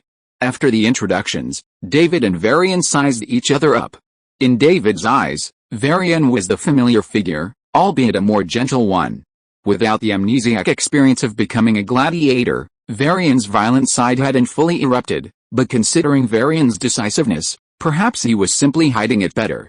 Varian, on the other hand, saw David as a strikingly handsome young man. While his physique wasn't exactly thin, it wasn't considered strong by Azeroth's top warriors. Considering Fording had introduced David as a prophet, this meant he was a powerful spellcaster possessing some mysterious power. After a full minute of sizing each other up, David was the first to break the silence. "Your Majesty, what is it that you wish to see me about?" "Just call me Varian," Varian said, his demeanor humble. "I heard from Tiran that you saw through the Black Dragon Princess's plot and saw the impending disaster for the Kingdom of Tiran." David glanced at Fordring, one of Azeroth's most powerful paladins, who was staring up at the sky, as if there were something new and remarkable hidden in the cloudless sky. "I did see something." David had indeed witnessed those events, and had participated in them in a unique way, but the details need not be recounted. Varian took a deep breath, the cool air calming his slightly boiling blood. Finally, Varian asked the question he'd been dying to know, the real reason he'd come to David. "Will Stormwind, like Tiran, face a catastrophe devastating enough to bring about its downfall?" David looked at Varian's serious face and readily answered in the affirmative. Stormwind will be at the center of this maelstrom for many years to come. When he agreed to meet with Varian, he had a rough idea of what Varian would ask and a clear answer: just tell him the truth. If he didn't want to reveal anything, he could simply refuse to meet with Varian. Varian couldn't come to him on his own. So, David was determined to let the people of Azeroth experience the power of spoilers. The Black Dragon Princess's plot is just the beginning. Don't forget that Onyxia will remain in Stormwind, and Deathwing is the mastermind behind this. Perhaps feeling that this crisis, which was easy to imagine, wouldn't be enough to deter Varian, David dropped a little more shocking information. Also, Archbishop Benedictus is not trustworthy. As David expected, Varian and everyone in Stormwind could imagine Deathwing's threat, but what about Benedictus? Wasn't he the Archbishop of the Holy Light? Could even the most trustworthy light become an enemy? Chapter 84 Varian's Incognito Visit. Is the light an enemy? That's a difficult question to answer. According to Azeroth's current understanding of the light, it should be the strongest support for those who uphold justice. But they will soon discover that it's not as steadfast as they believe. After all, the light is essentially one of the 6 elements that make up the world. As long as certain requirements are met, the light can wield its power. Even undead or demons, if they meet the requirements, will be rewarded by the light. Furthermore, Benedictus's case is significantly different from the light's betrayal of humanity, as the fundamental issue lies in Archbishop Benedictus's betrayal of the light first. However, the fact that an Archbishop of the Light can continue to wield the light after betraying it is likely to have a significant impact on many followers of the light. David won't dwell on these details. He's already alerted Varian to the fact that there's something fishy about the current Archbishop. Whether or not to investigate? How? That's none of David's business. Varian was silent for a moment. He realized that the Benedictus situation was difficult to handle, but he had to investigate. After all, as the Archbishop of Holy Light, Benedictus held immense prestige in Stormwind. If he truly intended to do something, it wouldn't be surprising for the defenseless Stormwind kingdom to be destroyed. This news alone made the trip worthwhile. With a deep sigh, Varian glanced at the bustling construction site in the distance and suddenly asked another question: will I be a good king? You are a hero, one of Azeroth's greatest warriors. David had intended to finish his assessment with just that. But then, thinking back to his time in the Alliance, even though he had switched to the Horde out of nostalgia, there was still a certain personal connection, so he added a few more words. As for whether you are a good king, that needs to be judged by the people of Stormwind, and I am not from Stormwind. Varian turned to look at David, then at the craftsman in the distance. Unsure if he had misunderstood David's meaning, he said, I understand, Your Majesty. Bolvar seemed about to say something, but Varian held out a hand to stop him. He swallowed the words that were about to come out and glared at David. David glanced at the Grand Duke of Stormwind, speechlessly rolled his eyes, and then banished him back to his own world. What kind of person is this? How dare you act so arrogantly on my territory? Bolvar's sudden disappearance prompted Varian to reach for the hilt of the sword at his waist. Don't worry, I just sent him back. David paused, then added, and he won't be able to visit me again. Varian nodded, his hand still on the hilt of his sword. I sincerely apologize for Bolvar's offense. Nothing, a trivial matter. Sending him away for such a trivial matter. Varian remained unmoved, but he had already taken note. This prophet named David was petty. Perhaps to ease the somewhat tense atmosphere, Fordring, who had been silent since the initial introductions, said, actually, David meant that His Majesty would listen more to the voices of his subjects. Oh, if the common people have no complaints about the kingdom, but only hope for a better future, then you, as ruler, are naturally a good king. Normally, Fordring would not say such words. But the current situation was unique. He hoped Stormwind would maintain stability, not chaos. Only a stable Stormwind could provide sufficient support to Lordaeron, increasing its chances of surviving the disaster. Therefore, Fordring hoped Varian would be a good king, not just a powerful warrior. What should I do? Varian's hand loosened his grip on his sword.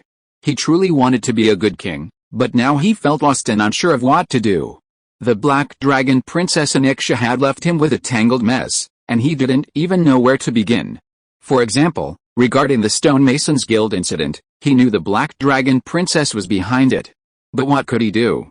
He had no money, no way of paying the artisans. As for other matters, Varian honestly didn't know the true extent of his kingdom's problems. Much of the news never reached him. Based on the reports from the public, he felt Stormwind was still thriving. Go out and explore, from Elwyn Forest to Westfall, to Ridge Mountains and Duskwood. Walk every inch of Stormwind Kingdom. Listen to the concerns and anxieties of the ordinary people living in Stormwind.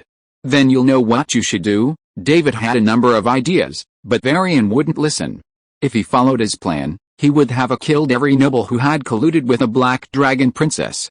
Confiscating their property would have resolved Varian's and Stormwind's financial crises. But such a drastic solution would have been unacceptable to Varian. In his eyes, the nobles were the foundation of a king's rule. If he went against them, his reign would have ended. Even if David advised him to cultivate confidence, win over some factions, and crack down on others, Varian probably wouldn't adopt it. Furthermore, David seriously doubted King Varian's ability to govern effectively. In that case, it would be better to change course and allow Varian to step out of his cage and see for himself as an ordinary citizen what his kingdom truly looked like. Seeing his kingdom reduced to ruin, Varian's temper flared, and perhaps he'd stop worrying too much. Varian nodded silently. He truly couldn't think of a way to sort out his current predicament. Perhaps traveling, as David had suggested, would be a good idea. Remember to disguise your identities, otherwise you won't see the truth. Varian was already wondering which of his subordinates he truly trusted, so they could provide cover for him when he left Stormwind. Bolvar didn't seem suitable. He began to suspect that the prophet David had sent Bolvar away early because the Grand Duke was untrustworthy. This seemed to be the case. After all, Aniksha, disguised as Katrana Prester, had been very close to Bolvar while in Stormwind. In some ways, Bolvar himself had been the leader of the nobles who had led the Stonemasons Guild rebellion. A long list of names flashed through Varian's mind, and after a long moment of reflection, he realized that now was not the time to dwell on such matters. He would rather ask more questions. But after opening his mouth, he realized he'd already asked all the questions he wanted to ask. Perhaps he should just say goodbye and go back? At that moment, Varian suddenly thought of his son, Andrin. My son, will he be a good king? He will be a benevolent king, the new leader of the Alliance. David's answer delighted Varian. His son's rise to Alliance leadership indirectly validated his brilliance, and he seemed relieved to worry about Andrin's future. But the next moment, he remembered the danger David had mentioned. Stormwind City was not safe, especially with Archbishop Benedictus of the Holy Light, a significant threat. Andrin, his son, seemed to be deeply interested in the Holy Light. Although he hoped his son would inherit his legacy and become a formidable warrior, David's assessment suggested that Andrin wouldn't grow up the way he envisioned. He had never considered raising Andrin to be a benevolent king. In his view, a king must possess the courage to strike a devastating blow when necessary, while also maintaining a strong sense of passion to better withstand the pressures of his role. Mercy would only slow his sword swiftness. Should Andrin stay here for a while?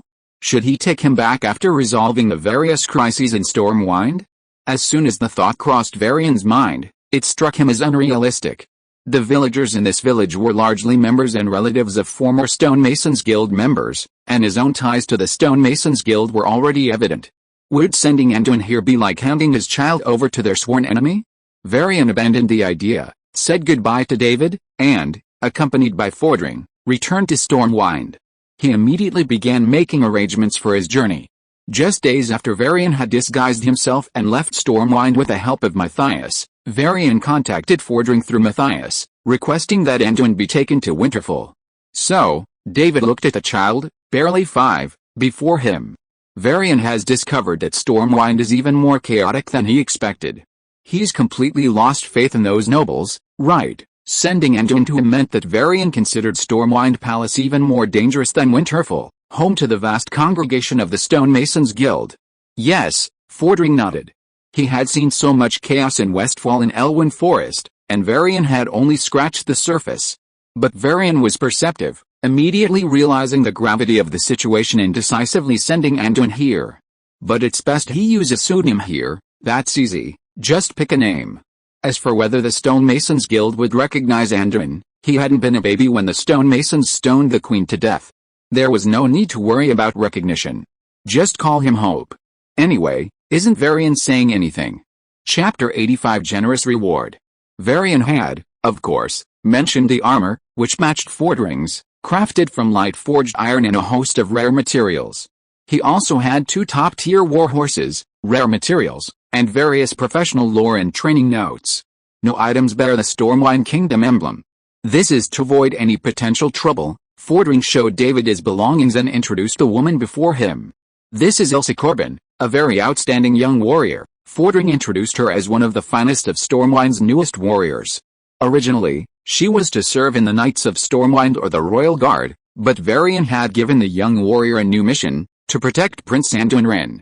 Initially, Ilsa didn't understand the true meaning of this mission. It wasn't until she, led by Matthias Shaw, the current head of SI7, met King Varian Rin in the forests outside Stormwind City, that she grasped the enormity of the task. She must follow the renowned Paladin, Tyrion Fordring, to a mysterious land. There, she must conceal her identity and protect the prince, who also concealed his true identity. Despite many doubts, Ilsa refused the mission. The king's favor energized her, and she pledged her resolve to complete it, no matter the difficulties. Matthias then took Ilsa to meet Prince Andrin and the legendary Paladin, Tyrion Fordring. It was then that Ilsa learned more about the mission from Fordring. It wasn't particularly dangerous, and as long as the two of them could keep their identities secret, there would be no problems. It was also then that Ilsa learned that the village she would be living in was populated primarily by former members of the Defious Brotherhood. She was puzzled as to why the king would send his son to the home of his mortal enemy, but she felt that since she had accepted the mission, she must resolutely complete it. So, without further questioning, she followed Fordring and Andrin to the place known as Winter Village.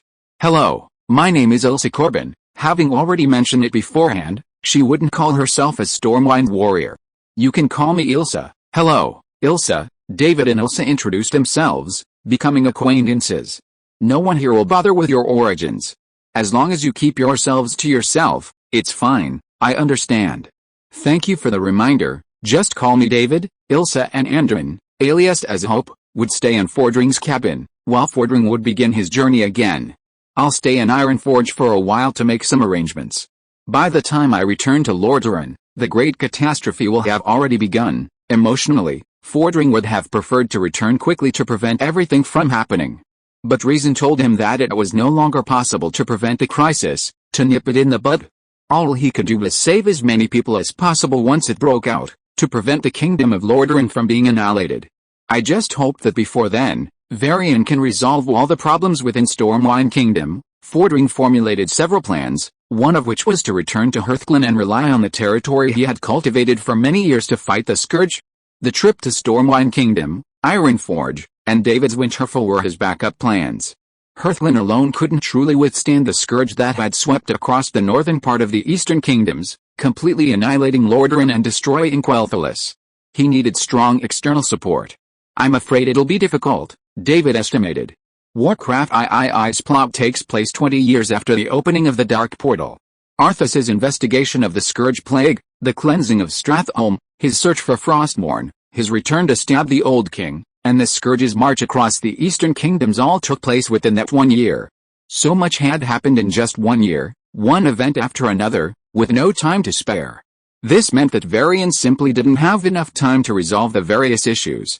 Given the level of chaos within Stormwind, even if Varian wandered around the kingdom 25 years after the Dark Portal opened, he wouldn't have been able to completely clean up the mess. Fight if you can, return if you can't, David offered Fordring a timely warning.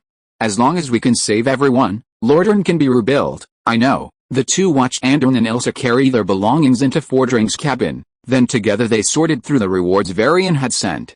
Plate armor. Fordring had always despised David's physique, believing he had no chance of becoming a glorious paladin. But he had once been a staunch plate armor fanatic, gravitating solely towards plate armor classes throughout his time on Azeroth. No non-plate armor classes lasted long, and all became auxiliaries and warehouses. So, Varian's gift inadvertently struck a chord with David. He gazed at the plate armor before him with delight. But aren't Stormwind warriors all incredibly strong men? This plate armor seems a little small. Was it made just for me? Fordring didn't answer, merely explaining the armor's use of many rare materials, primarily light-forged iron, suggesting it was crafted specifically for paladins. Before Andrin, there had been no priests in Azeroth wearing plate armor. It wasn't that they couldn't wear it, but for priests, there simply wasn't a need for it. Mages and shamans who did wear plate armor, however, such as the renowned Ronin and Thrall, did. The armor's primary color scheme was purple and gold, with the golden shoulder pads radiating a divine glow that resonated with David, a light wielder. David observed that, minus the crown-like helmet, the armor resembled the Lightbringer set in appearance. Let's put it away for now. It's a beautiful piece of armor, but it's too conspicuous to wear out in public for now. After putting the armor away, David looked at the other rare materials, primarily rare metals. These were few in number, just 1 or 2 pieces at most, or a tiny amount of powder at least. A separate list detailed the specific materials, along with the materials' characteristics and specific effects. Let's put them with Will for now. Finally, he looked at the pile of training notes. Compared to the armor and rare metals, David valued these more: the priest's training notes, the paladin's training notes, the mage's basics, the druid's basics, the rogue's basic knowledge and training experiences, and the hunter's experience notes. These items were far more important to David than just the rare metals and a set of armor. These notes not only contained the basics of mage and druidry, but also the insights and experiences of practitioners, allowing beginners to better understand the relevant knowledge. In other words, if the right person were to possess these notes alone, they could master some mysterious power. Fordring specifically sought these out, otherwise, there wouldn't be so many different types. Even including Night Elf Druid and Hunter notes. Besides the cultivation insights of Holy Light priests, there were also insights from priests of Elune. Although classified as priests in the game, Night Elf priests are actually priests of the Sisterhood of Elune, a separate group from the light-believing Holy Light priests. Excited, David flipped through notes again and came across the insights of Dwarven hunters, and made an even more surprising discovery. Wow! How come there's shamanic knowledge, During the first war with the orcs, Stormwind was the main force. They were the first humans to come into contact and engage in combat with the orcs. Fordring briefly explained why Stormwind was able to produce such shamanic knowledge. Over the years of warfare, Stormwind has captured many orc captives. Torturing and interrogating prisoners for intelligence was not uncommon. To better understand this enemy, Stormwind Kingdom collected every bit of information. Shamans, once the orcs' primary faith in spellcasting, were naturally catalogued and organized separately. However, by the time the orcs invaded Azeroth, they had already abandoned the shamanic faith. So, while they knew of the existence of shamans and other spellcasters through various means, the information they had recorded was fragmentary and lacked practical training experience. I see. David finally reviewed the training information before him. It included classes such as Holy Priest, Priest of Elune, Paladin, Mage, Night Elf Druid, Hunter, Assassin, Rogue, and Shaman. Pure warrior training could be handled by several captains and Fordring. Anduin's guardian, Ilse Corbin, was a true Stormwind warrior. It could be said that his Winter Village's starter class variety was already quite rich. Now, Mark can carefully choose what kind of knowledge to learn. Mark has never been able to truly master the Holy Light, nor does he have the intention to continue competing with it. He has long wanted to change his direction of study. Previously, he lacked the relevant knowledge, but now that the conditions are in place, David is curious about what he will choose. Perhaps, Winter Village will give birth to the first human druid. Fording thought that a botanist like Mark might choose the druidic path. David, however, believed that Mark would become a shaman. A piece of light cast iron. Deal. Chapter 86, Winter Village's Learning Boom. Neither David nor Fording could definitively answer whether Mark would become the first human druid or shaman. However, his becoming the first person to suffer a car rollover in Winter Village was a certainty. After leaving Will's blacksmith shop and handing him some rare metals, David and Fording saw Mark speed past in a simple, handmade car. Leonard, Howard, Sheldon, Raj, Vanessa, and many other children from Winter Village ran after the car, cheering wildly. As Mark turned back to wave, he accidentally tilted the steering wheel, causing the car to flip. David watched speechlessly as Mark immediately raised his hands to signal, "I'm fine, I'm fine." He then climbed from the overturned makeshift car and, with a smile, comforted the frightened Howard. "It seems the car you designed needs some improvement in terms of balance. This car is mainly used to test the engine," Howard said, reassuring himself once he was sure Mark was alright. "So far, the engine's performance and safety seem very reliable. Yes, I'm even thinking of taking your engine back to Mars. If Mark followed his original plan, it would take him a long time to drive the rover to the next landing site of the planned Mars exploration program, where he would await and rendezvous with the next group of astronauts. However, the rover's range was limited, and unless he could modify it, that would be impossible. To this end, he considered digging up the radioisotope thermoelectric generator he had previously buried. Thankfully, he didn't have to risk being killed by radioactive elements by digging for that thing. After contacting NASA and having enough food and other survival supplies, they instructed him to wait for rescue at the base rather than risk traveling to another landing site. Therefore, Mark wouldn't need the new crystal-powered engine designed by Howard, Leonard, Raj, and Sheldon, and built by Will and Howard. "This is just a prototype, proving our concept is feasible. We need to conduct more testing." Howard spoke of this, his entire demeanor becoming increasingly professional, his usual awkwardness vanishing. "I plan to help our village chief build a Hummer with a new engine before spring arrives, so he can drive it to the capital." "That's a great idea." Howard, David and Fording approached, glancing at the overturned car. He'd heard Howard and Mark's conversation and knew it was a test vehicle for verifying the engine, but he still hadn't expected Howard and his team to go to such a primitive vehicle. This was one of the earliest cars, essentially two bicycles with a wooden board between them, an engine mounted on top, and a seat on top. The biggest difference from the Valzer 1894 in Earth's history was the addition of a steering wheel. "However, I probably won't be able to drive a Hummer to the capital, so you'll have plenty of time to refine your ideas." David, by comparison, hoped Howard would tinker with engineering machinery to expedite the construction of Wintertown. "I have a lot of ideas. Besides cars, I'm also planning to build a light helicopter." Howard felt he was about to reach the peak of his life. The New World Leonard opened allowed Howard to find the perfect place to realize his potential. At that time, Winterfell will have absolute air superiority in this world, At this point, Sheldon next to him suddenly interjected, "I told you, this isn't a sure thing." Howard, who had just been maintaining his elite engineer persona, suddenly lost control. "Why isn't it a sure thing? This is a world with mysterious powers. There might be creatures like griffins, or even dragons." "Oh, are there dragons here?" Sheldon said, lost in his own world, and surrounded David, asking if there were any dragons in this world. "I don't know, Sheldon, maybe." He had indeed heard legends about dragons before, but everyone thought they were just legends. No one had ever actually seen a dragon. It was just a polite remark, but Sheldon, as if bolstered by it, turned to Howard and said, "See, I told you so." Howard was speechless, but he didn't know how to argue, so he just changed his tone. "Okay, besides encountering dragons, and griffins, and hippogriffs, Sheldon." The two men seemed about to argue again, but David and Fording, gradually accustomed to this situation, didn't try to mediate. Instead, they talked to Mark about other things. For example, David now had introductory information on various professions, as well as training notes for some. "You mean?" Mark glanced uncertainly at Fording, then at David. After receiving affirmative answers from both sides, he became excited. "Really?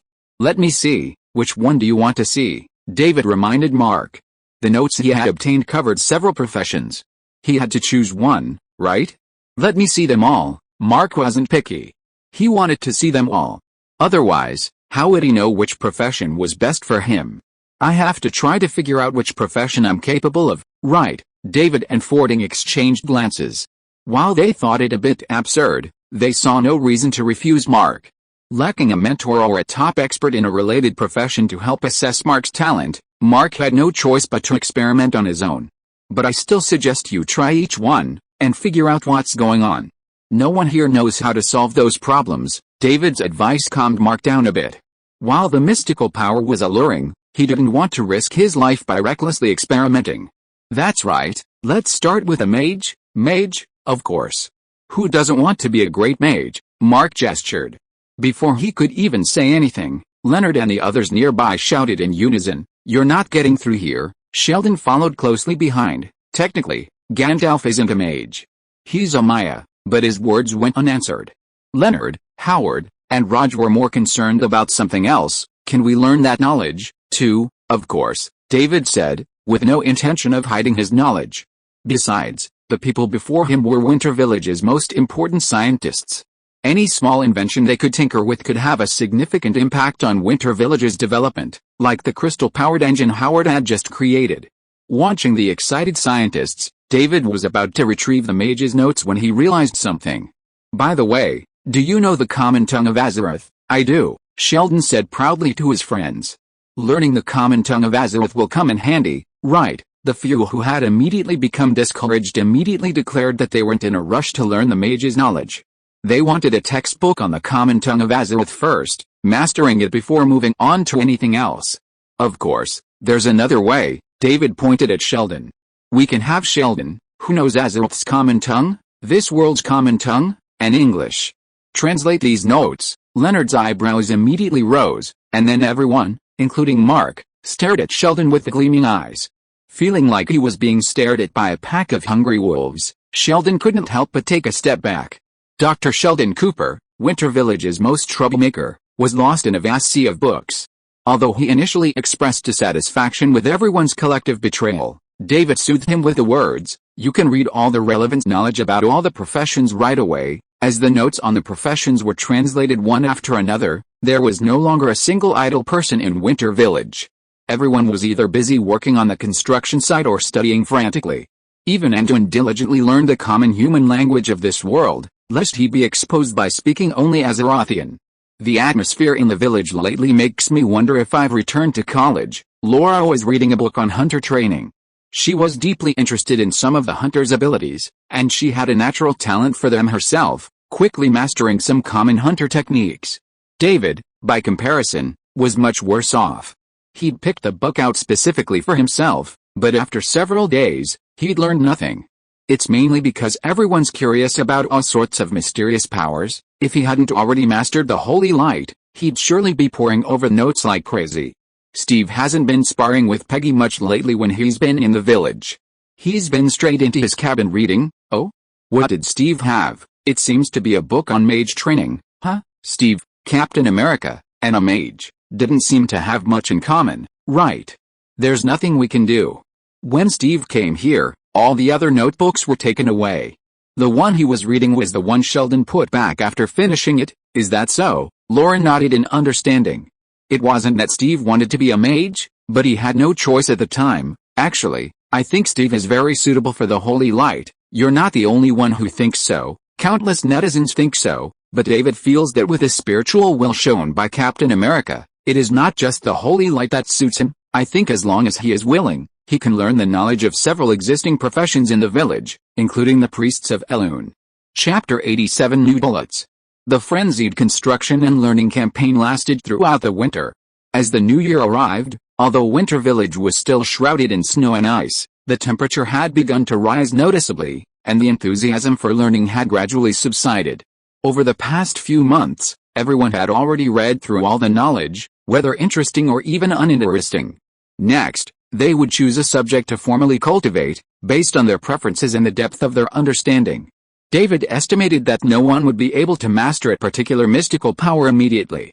Mastering a mystical power through self-study without a mentor was no easy feat. Laura's rapid acquisition of numerous hunter skills stemmed from her mastery of the miraculous power of Holy Light, giving her a more intuitive understanding of the many applications of power described in the notebooks. Others lacked this advantage and had to slowly learn from scratch. In contrast, Will Turner's blacksmith shop had achieved considerable success during this winter, forging various crystal weapons, crafting the parts needed by several scientists, and even crafting the pistol David requested. Will Turner even applied some creativity to the original design. This bullet also has crystal ore powder added to the warhead and the charge. Will held a bullet that looked identical to a .45 pistol round, except for the unusual color of the warhead, which shimmered purple in the sunlight. How is the power? David was still examining the revolver Will had just finished for him. The gun's design retained the same aesthetic as his beloved Wild Hunter revolver, but because it was primarily made of polished cast iron, the entire gun had a faint golden hue. Furthermore, to facilitate ammunition supply within the village, the bullet was not chambered in the standard .44 Magnum, but in a .45 caliber, a custom-made pistol disguised as a Wild Hunter. This way, all the village pistols would use the same caliber, and Will only needed to make a single mold, saving a lot of trouble. You can try it yourself. Will pointed to a preset target nearby. Today was the day for testing the gun and demonstrating the power of the new bullet. Will's target was a massive rock with thick metal plates attached to the front and back. David loaded a few purplish glowing bullets into the gun. The custom-designed revolver could be ejected from either side. That meant there was a button on each side of the pistol. Pressing the left button ejected the revolver from the left side, while pressing the right button ejected it from the right. This design made it easy for David to use with either hand. To reload, he simply pressed the corresponding button with his thumb and flicked the gun. Holding the gun in his right hand, David loaded 6 rounds, then gave the revolver a shake, releasing the revolver back into the barrel. He then raised the gun and aimed at the target. Bang! Without any hesitation, David took aim and pulled the trigger. The sound of the pistol firing was slightly different from the previous Wild Hunter, a duller one. That wasn't the point. The key point was that David's firing instantly shattered the target rock into dust. With his sharp vision, David could clearly see the metal plate hanging in front of the rock shattered into pieces. A group of people, including Steve, Mark, and Eva, gathered behind David to watch the test firing. No one had anticipated the sheer power of the shot. David glanced toward the target and saw numerous metal fragments, the metal plate previously attached to the front of the stone. Besides a few broken stones, there was also a large amount of flying dust, the fragments that had been pulverized by the blast. Furthermore, a fragment of the metal plate, scattered on the ground farther away, the metal plate attached to the other side of the stone. Looking down at the pistol and then at Will, David hadn't expected such power. The moment the shot was fired, David could clearly feel the fluctuations of holy light emanating from the pistol, imbuing the bullet with holy light energy. However, the destructive force was likely due to the purple energy that erupted upon impact, meaning the crystal ore powder was responsible for the overwhelming force. Of course, David didn't rule out the possibility that the interaction of these two energies produced such astonishing power. As for the additional demon-breaking effect of the holy light, that was still unclear. Taking another look at the Berserker Hunter in his hand, now more appropriately called the Holy Light Hunter, David was delighted with his new weapon. He toyed with it for a moment before slipping it into his waist holster. "You made the rifle ammunition too, right?" "Of course." Will pointed to another box nearby, which contained rifle ammunition. Sharon, needing no prompting, had already carried a massive, thick metal plate to the shooting range, propped up on two rocks, and placed it horizontally against them. By the time Sharon returned to David, he had already raised his ordinary HK-416 rifle, unmodified. The only bullets he had just loaded into the magazine were Will's specially made ones. Bang! Bang! Bang! He fired off a few bursts, and David could clearly see that each bullet punched a large hole in the metal plate, which was at least 5 centimeters thick. Then he pulled the trigger and fired continuously, leaving the plate unusable before the entire magazine was empty. "Doesn't this thing have any drawbacks?" David was surprised. He hadn't expected Will to create such a lethal weapon. "Is it troublesome to make? Is it dangerous?" "Neither troublesome nor dangerous," Will shook his head. He'd been tinkering with it for months and was pretty sure that making this bullet was no different from making a regular bullet, just adding one more material. Crystal ore is a very stable material, the only drawback was its limited availability. As Leonard, Mark, and the others gradually designed and built various devices capable of using crystal ore, the large crystal ore became a power source, leaving Will with only scraps for bullets. After making a few 20mm cannon rounds, his crystal ore powder was completely gone. Is that so? David had no solution to this problem. The crystal ore's growth rate was beyond his control.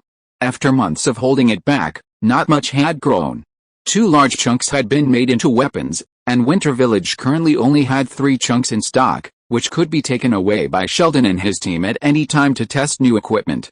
"Build as many as we can," David thought for a moment, then added, "leave some for the village for emergencies, and give the rest to Tiran." Tiran Forging had recently requested from Laura some drawings of the Krupp 105mm howitzer and its ammunition, a German weapon used during World War II. The Garand rifle and its corresponding ammunition, and the Browning 12.7mm heavy machine gun and its ammunition. If nothing unexpected happened, Ironforge should be producing these weapons. Forging had already returned to Lordaeron, ready to march to Hearthland to confront the Scourge. According to the plan Forging had previously shared with David, if the Scourge launched an attack, Ironforge would use its air force to deliver Forging's custom-made weapons to Hearthland. If the crisis proved as severe as Forging had predicted, Ironforge would also deploy Dwarven troops.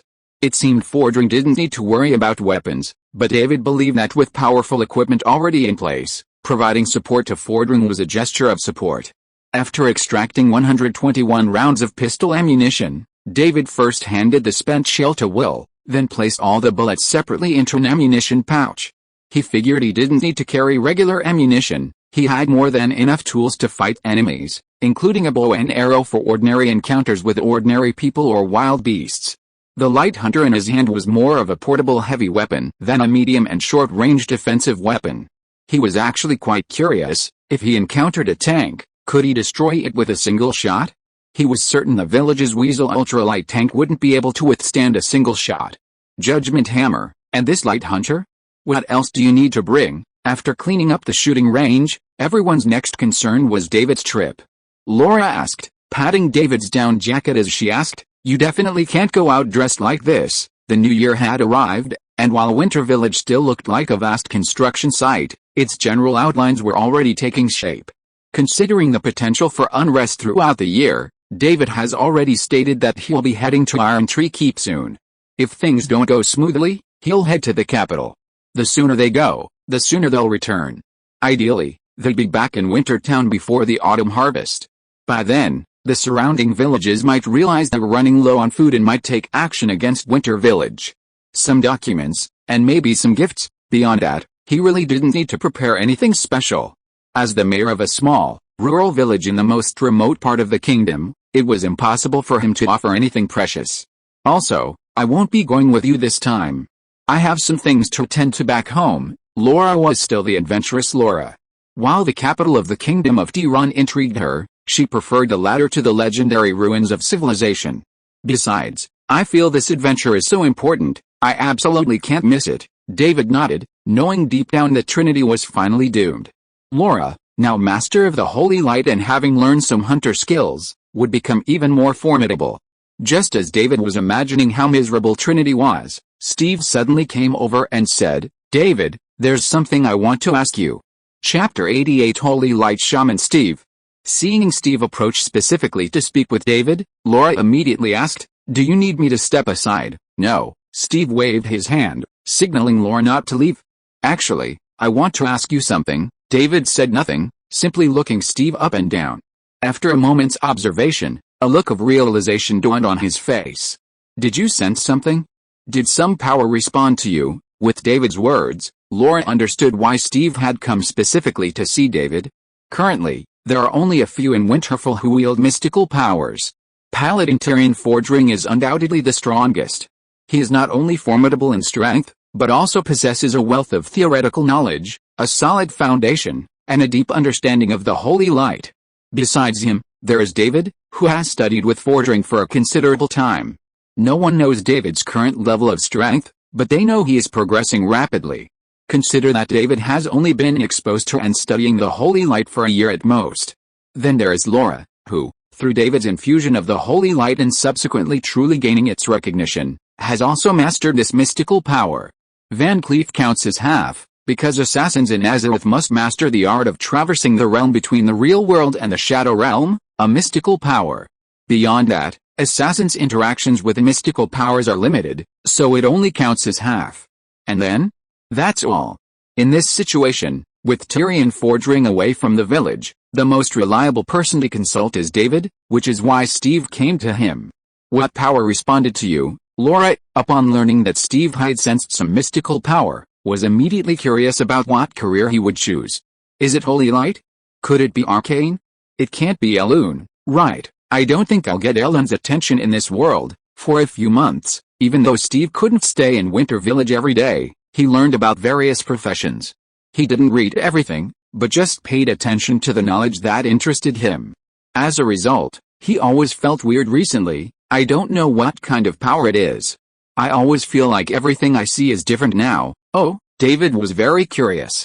He had never experienced this situation before and wanted to know what Steve was like now. Describe how it feels. Sometimes when I close my eyes, I feel like I'm surrounded by light spots of various colors. Steve thought about the wording for a moment, and then described his feelings in the most straightforward way possible. These light spots give me all kinds of feelings, and I don't know how to deal with them. In Steve's description, he had seen mysterious streams of purple light around him, as well as warm golden balls of light, blue light swirls like flowing water, and thick brown light balls. There is also a strange silver starlight, looming and feeling very far away. Listening to Steve's description, David spread his hands in understanding and gestured look to Laura, causing her eyes to widen, and she sighed helplessly.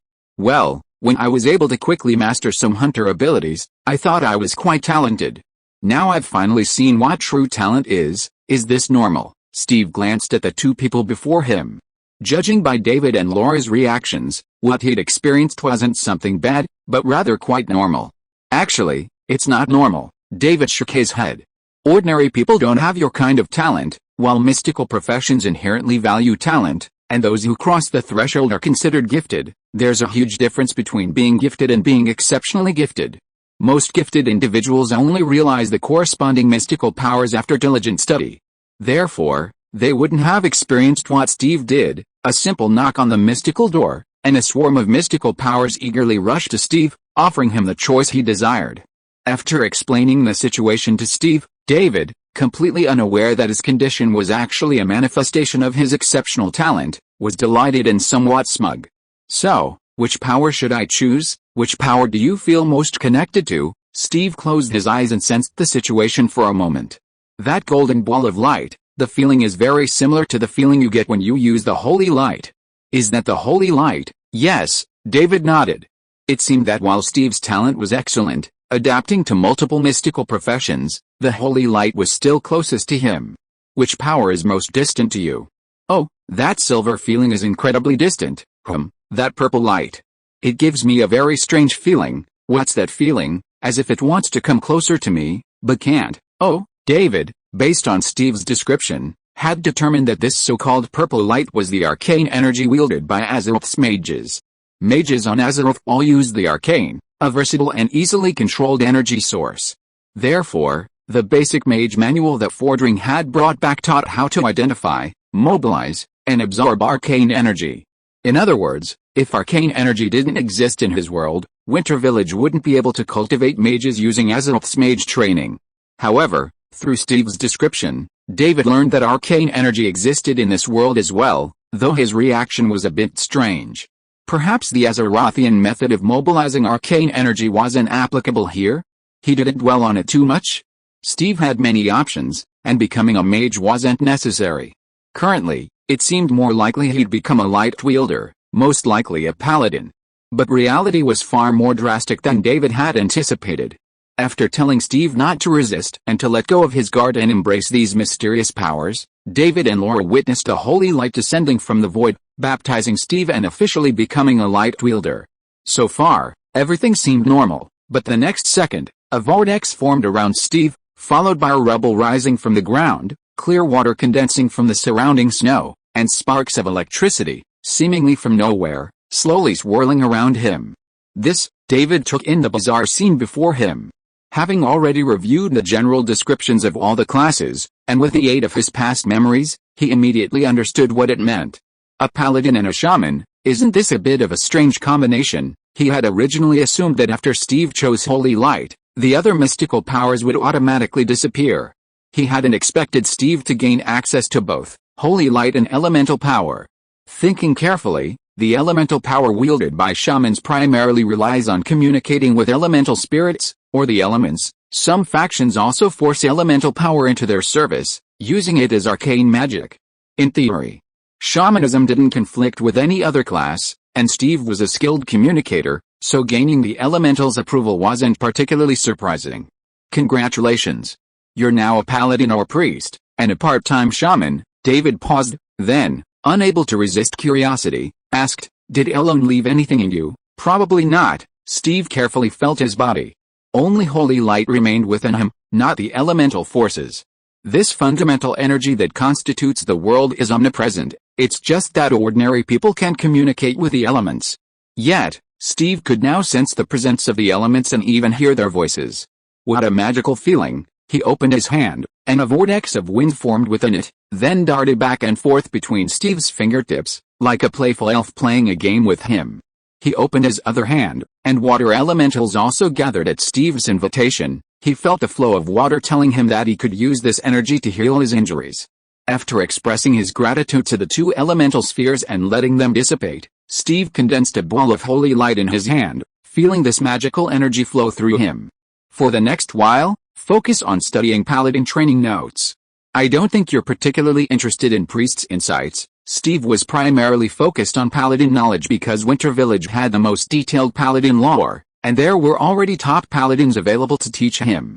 As for shaman knowledge, you'll have to figure it out on your own. Will there be any problems learning two different abilities simultaneously? Laura suddenly asked, a question that also concerned Steve. But David confidently waved his hand, saying, class barriers only target ordinary people without talent. True geniuses learn whatever they want. Possessing multiple powers is not uncommon. He even used Laura's own example. You're a holy light user, but you've learned a lot of hunter skills. Do you think that's a problem? Very convincing indeed. Laura glanced at David. If World of Warcraft's categorization were followed, David himself would have mastered several classes. The class divisions in the game were purely for gameplay. In reality, the barriers between classes weren't that strict. Come to think of it, everyone in the village who has mastered the Holy Light also has some other profession. I wonder what Tyrion would think when he sees this situation. If Laura hadn't said it, David really wouldn't have thought about it. Tyrion shouldn't care, right? He has read the chronicles and knows the nature of these powers. He will still have some ideas, right? Laura felt that Fordring would feel a little depressed. He thought he was spreading the way of the Holy Light, but what kind of thing did he teach in the end? If you're listening to this novel on a channel other than Fanfic World, it means they downloaded and uploaded it without effort. We cordially invite you to visit our channel, Mundo Fanfic Novelis. There you'll find the original version of this story and you can explore many other novels of various genres. We're waiting for you to immerse yourself in a world of incredible novels. Chapter 89: A journey full of unknowns. The black, rough-looking leather armor and the thick, fur-like cloak, though clearly fine-looking, gave the impression of rustic garb. David's outfit was custom-made by Laura, and it felt far more comfortable than it looked. It was reportedly handmade by a costume designer specializing in commercial film costumes and props. It looks good, but do you really want to cut your hair? Laura circled David, noting that his current look perfectly suited the image of a wandering swordsman set in ancient Europe.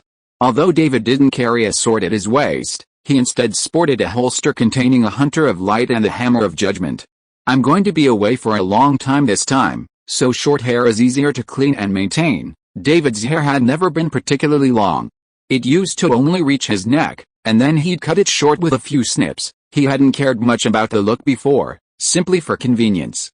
Later, as the village grew in size and Laura brought in many modern household items, he no longer had to deal with the hassles of grooming himself. This winter, he'd been so busy that he'd barely managed it, so he let his hair grow long for the first time. I think this look would suit you better with long hair. Would you like a perm? That sounds like a good idea. Many people imagine Lara Croft as a carefree adventurer. After all, she often ventures into remote and unforgiving terrain, and camping is a common occurrence. Under such circumstances, it's unlikely she'd dress exquisitely. But don't forget, Lara Croft is a woman of noble birth. She doesn't usually show that side of herself simply because she doesn't need to, not because she lacks the skills. If Lara wanted to, she could transform into a true British aristocrat, the kind that's impeccable. The aristocratic woman, as if she'd found a new toy, wanted nothing more than to dress David to her liking. Come, I'll perm your hair. Just sit still. David, grateful that Lara had spent most of the night practicing Konoha Village's taijutsu techniques with him, gave up his insistence and obediently let Laura play with his hair. I asked you before, who are you going with this time? David was going to Iron Tree Keep, and possibly even the capital. He definitely wouldn't go alone. With someone, they could look out for each other, and if anything went wrong, there was someone to call back for help. I asked Steve before, but Steve said SHIELD is busy lately and can't take a long vacation. David asked Steve and Mark, but Steve couldn't get away. Mark, who had previously expressed his desire to see this world city, also couldn't leave the village because he had to travel to the Mars base daily to maintain communication with Earth. Steve had just mastered a mysterious power and needed time to cultivate, so he might as well stay in the village and ensure its safety. Fording would be spending more and more time in Azeroth, and Laura had her own things to tend to, so his options for companions were limited. Addis, Peggy, and Sharon. Sharon will most likely go with me. Addis's strength wasn't up to par, and while the old hunter was experienced, he was just an ordinary hunter, and not young anymore. So it must be either Sharon Rogers or Peggy Carter traveling with him. Where's Eva? Aren't you taking her with you? Eva's staying in the village, coordinating everything and keeping track of what's going on in my absence. Although Wintertown hadn't yet been officially recognized, Eva had already taken on the role of David's secretary. After a period of learning and adapting, Eva had mastered the relationships within Winterville and kept a record of all matters, making them easily accessible to David's inquiries. Although the paperwork at Winterville wasn't extensive at the moment, Eva had already taken it all on. I see you take your secretary with you everywhere you go, so I thought you'd bring her this time too. David didn't respond, feeling that any response would be inappropriate. As for why he wasn't taking Eva, there were so many unknowns on this trip. He wasn't even planning to bring Addis, let alone someone like Eva, who was simply a clerical worker. Will and Elizabeth expressed interest, but Will said Elizabeth seems to be having some trouble and probably won't make it. As the two chatted, Laura finally finished styling David's hair. David glanced in a nearby mirror and decided he should switch to a longsword with a husky head on the hilt. I'm obviously a better-looking guy now. David, now a year older, felt even more handsome than he was a year ago. He shamelessly took pictures for a long time, leaving Laura speechless before he put the mirror back. The two then walked around the village, chatting with everyone currently staying there, and finally decided that Sharon Rogers would accompany David to Iron Tree Keep. Peggy felt it was safer for her to stay. After all, compared to Sharon's inexperienced youngster, she was a veteran of World War II and had ample command experience. With Fording away, Laura busy with matters, and Steve unable to stay permanently, Peggy was undoubtedly the most suitable person to stay in Winterfell and take on the commanding role. Eva would also remain in the village, assisting Edwin Van Cleef with the various construction tasks at Winterhold, specifically relaying messages between Van Cleef and Laura to ensure the project wasn't delayed. Mark would help oversee the farmland, while Leonard and the scientific team continued their research. On the day of David's departure, everyone gathered at the village entrance to see him off. Even Van Cleef came with his daughter, Vanessa, and Andrin, alias Hope, stood at the edge of the crowd. Maybe by the time you return, all sorts of construction vehicles will be in the village. I'm looking forward to that. Mark also expressed his ambition. By the time you return, I'm sure I'll have mastered a mysterious power. I believe you can do it. Fordring also made a special trip back, and David inquired about the situation in Azeroth. The scourge had broken out. Arthas was investigating the territories of Lordaeron, and the cleansing of Stratholme was not far off. The curtain had already risen, and Fordring was making final preparations. His visit to see David off was also a way of saying goodbye to the rest of the village. After today, Fordring would no longer reside in Winter Village, returning only occasionally. Azeroth was his battlefield. Bon voyage, I wish you all the best, too. Hugging Fordring goodbye, David mounted his warhorse and rode out of Winter Village with Sharon, who was already atop. Warhorses are the pinnacle of Azeroth's warhorses, possessing immense load-bearing capacity, endurance, and impressive sprint speed. While clad in armor, they could carry fully armored knights up mountains and across the sea, charging after long raids. With such formidable mounts, David and Sharon could carry plenty of supplies. Besides the leather armor Laura had crafted for them, they also brought a change of clothing, shoes, and socks, as well as enough food and water for the journey. They also included various gifts Laura had prepared for David to use as needed. The rest were basically weapons. David stuck to his usual routine, still carrying a hunting bow and quiver, and a light hunter revolver at his hip. However, the Hammer of Judgment replaced his usual hand axe. Sharon had more weapons. Besides Will's knight's lance and shield, which he had crafted from crystal or dust, Sharon also carried 2 pistols and an assault rifle. Most of the ammunition was standard, with only a small portion containing enhanced ammunition infused with crystal or dust. There were also flash grenades, incendiary rounds, fragmentation grenades, and a few grenades. David listened to Sharon describe her weapons and ammunition, glancing at the baggage on Sharon's horse and feeling strangely reassured. Am I carrying too much? Sharon noticed David's gaze, thinking she'd surprised him with the sheer volume of ammunition. Unexpectedly, David gave an unexpected reply, not much. If it's not inconvenient, I would rather drive a weasel out. Sharon opened her mouth and found that she still didn't know the village chief well enough. His pursuit of firepower seemed to have reached a pathological level. Isn't that too exaggerated? Not exaggerated. David waved his hand. This kind of journey with an uncertain future, where you don't even know when the enemy will pop up. I can't wait to wear a mobile armor that can protect my whole body, equipped with individual nuclear bombs and 30mm Vulcan cannons. How can there be such an exaggerated armor? Sharon felt that the equipment described by David was too exaggerated, and she unconsciously completed the image of the armor in her mind, and then began to think about what she would look like wearing such armor. But think about it carefully.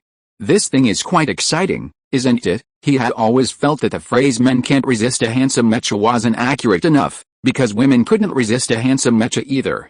Actually, Winter Village already has the foundation to manufacture mobile armor.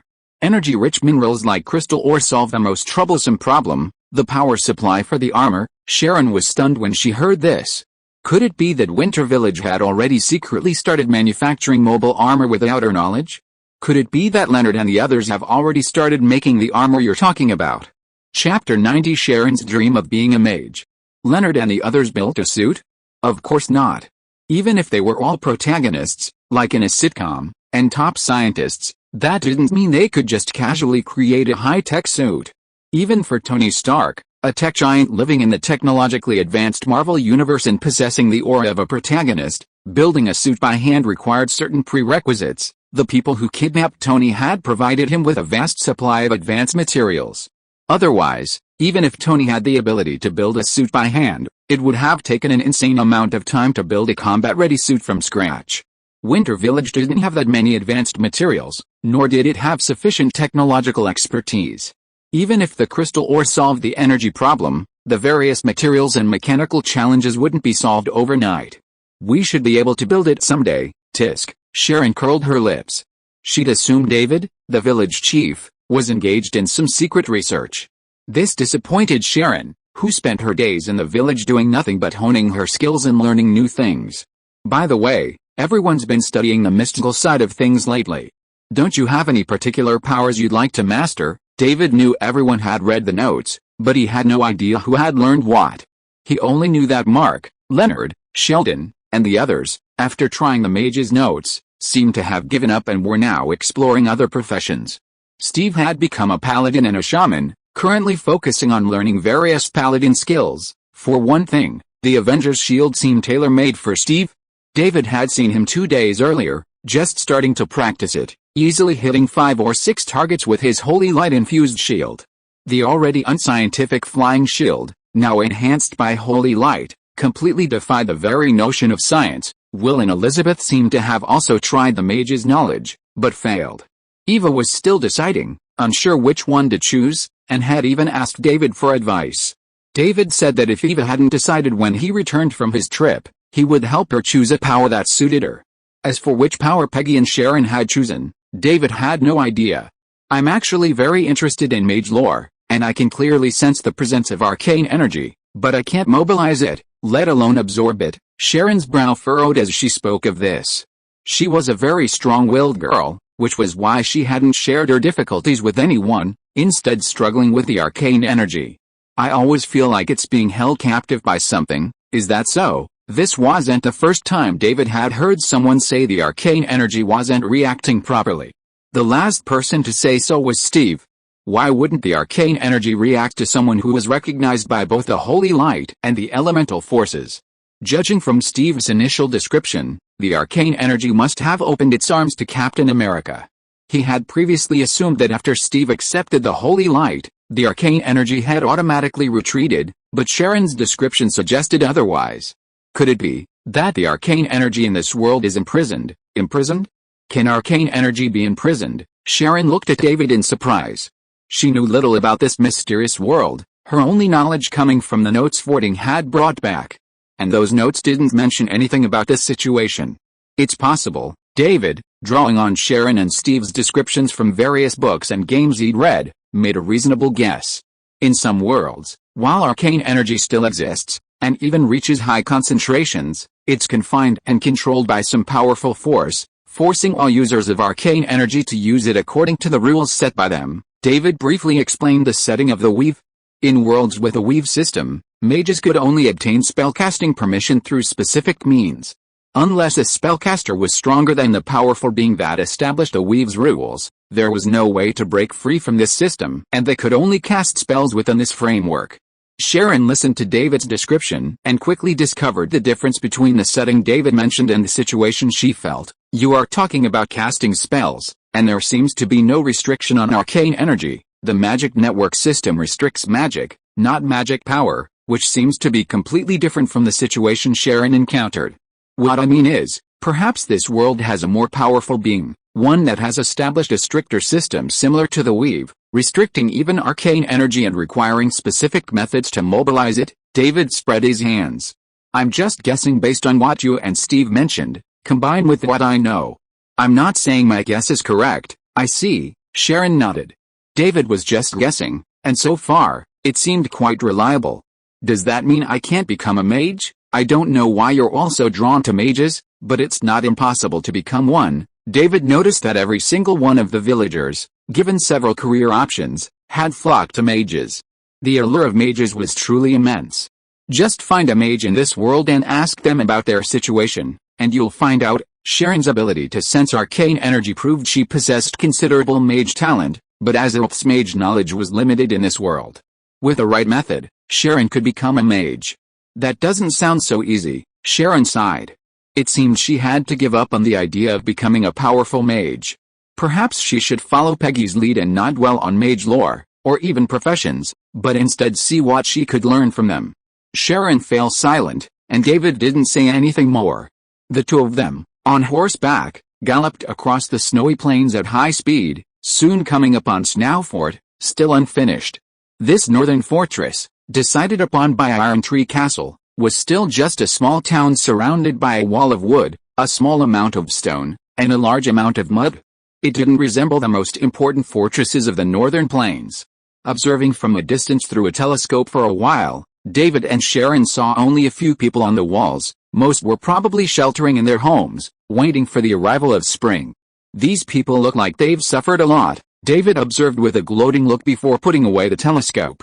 Shouldn't we go in and take a look? Sharon put away the telescope as well, watching David turn his horse's head, clearly not intending to advance towards Snowfort. No, there's no point in interacting with these people before reaching Iron Tree Keep. David felt that once he entered Snowfield Keep, who knew what would happen, like assassination, frame-up, or beating. Even if nothing happened inside Snowfield Keep, there was no telling what might happen on the way. To avoid these possible events, he decided to bypass Snowfield Keep and head straight for the northern outpost. He wondered if the outpost had been renamed after the Forest family built a new border town. Then let's keep going. Sharon felt David's decision made some sense. She pulled her thick hood back on her head and tightened her cloak around herself, wrapping herself more tightly. As soon as he turned his horse, David waved gently. A golden light fell upon him, warming him. Holy light can be used like this, yes, Laura told David. During her Siberian expedition, Laura discovered the remarkable warmth of holy light, allowing her to completely escape the harsh Siberian weather. Isn't that convenient? Why don't you learn holy light, too? I'll consider it. The two of them galloped south, arriving quickly at the northern outpost. The soldiers at the outpost had been replaced. They didn't recognize David, and since there were now villages and towns belonging to the Kingdom of Tiran on the northern plains, the northerners weren't particularly curious, simply glancing at Sharon. David didn't engage in much conversation with the soldiers. After learning that the northern outpost had been renamed the Northern Plains Outpost, he didn't ask any further questions. After a night's rest, he and Sharon set out for Iron Tree Fort the next morning, arriving quickly. As its top-tier warhorses possessed immense stamina, capable of sustaining high speeds for extended periods. David fondly stroked his steed for a moment before he and Sharon advanced into the inner city, surveying the filthy, tangled, and stinking Iron Tree Keep. Is this Iron Tree Keep? Sharon asked, frowning. The steed nearly threw her off her horse as the overwhelming odor washed over her. She swayed a few times before finally steadying herself. Frowning, she pinched her nose with a frown. I've been prepared, but this, David wanted to scoff at Sharon, but after years of living in pristine surroundings, the surroundings were a bit too much for him. He forced himself to endure the discomfort and hurried into the inner city. Let's go find Moroni Mansfield, the conditions there are much better. David planned to contact Moroni, the only person he knew, to gather more information from this local noble, and quickly determine if they could achieve their goal there. Events unfolded even faster than David had anticipated. He never even met Moroni Mansfield. After introducing himself and requesting a visit, David received a note from Moroni at the door. Sorry, I can't help you. Looking at this concise note, David called Sharon and decisively left Iron Tree Castle. To the capital. Chapter 91. Another meeting of a lone commander. Galloping south along the road, they galloped all night and day, finally halting their horses as the sky darkened. David glanced back, his pace unbending. Though he was certain no one was pursuing them from Iron Tree Keep, he couldn't stop himself from trembling. Sharon, noticing David's movements, casually quipped, "You've looked back so many times along the way. Are you worried?" "Not worried." David rubbed his neck, aching from the constant looking back and forth. "I just feel like something's missing. Logically, wouldn't there be many pursuers by this time? And they would come from different clans, varying in strength, giving the protagonist ample opportunity to show off. But after waiting for so long, not a single feather was seen, leaving him disappointed. You galloped off after receiving the note from Maloney. Those nobles, after receiving the news, sent out their forces, but they probably won't be able to catch up to us so quickly." Sharon glanced at David, still seated on his horse. "If you're so worried, why not travel overnight? With the stamina and speed of these two war horses, traveling overnight would certainly outrun any pursuers." However, she wasn't entirely certain. After all, her understanding of this world wasn't deep enough, and she wondered if the mounts there were strong. Perhaps there won't be pursuers. David dismounted, fished an apple from his luggage, and fed it to the horse while stroking its mane. We must always abide by the rules, just like the foresters' desire to annex Winter Village. Even in a remote area, they had to find a plausible excuse. This wasn't meant to impress commoners like David, but to show the other noble families, we are very disciplined. Right now, they couldn't directly send someone to kill David. Even if they did, they'd hire someone seemingly unrelated to them, like bandits, mercenaries, or something. But in this rush, they didn't have time to make such arrangements. After explaining this analysis, Sharon rolled her eyes. So, there's no need to rush. Yes, there is. If we waste a few days in Iron Tree Fort, there might be many bandits, robbers, and mercenaries along the way, all trying to kill us. Now, with David's relentless march, all those enemies wouldn't appear. Okay. That sounds like a lot less trouble. Sharon, a super soldier trained from a young age, possessed impressive combat prowess, but that didn't mean she was a maniac obsessed with fighting and killing. As Captain America's daughter, Sharon hadn't yet displayed any particularly noble sentiments, but with such a father's guidance, her values were relatively sound. Leading their horses to the roadside, David and Sharon hadn't stopped in any towns or villages due to their haste, so they could only rest by the roadside for the night. Let's rest for the night. At this rate, we should reach Wongbati Town tomorrow. Wongbati Town is the largest town on the route from Iron Tree Fort to the capital of Tiran. It's also a transportation hub for the northern Tiran region. It was once a key border town until Tiran expanded its territory into the Iron Tree Forest and established Iron Tree Fort. Honestly, I'd rather camp out in the wild, although Sharon only spent less than half a day in Iron Tree Fort and left without even stopping. The poor sanitation in Iron Tree Fort left an indelible impression on her. She no longer had any hope for sanitation in this world. By comparison, the conditions in Winter Village were far better, especially since David, the village chief, had built public restrooms and enforced strict public and private hygiene standards. Isn't the environment in the capital also terrible? I haven't been there either. David waved his hand, indicating he didn't know. But don't get your hopes up. Think about Paris and London back then. Sharon sighed. She felt deeply the chasm between a modern person from a civilized era and this backward world. She glanced at David. Although many things weren't said explicitly, a smart person could see a lot. And David, once he figured it out, didn't try to hide it. How did you adapt? David and Sharon found some rocks and gathered some firewood to build a campfire. They sat down and began to search through their luggage for food. Adapt to what? This world? Oh, this. David lowered his head and continued to choose his favorite dinner.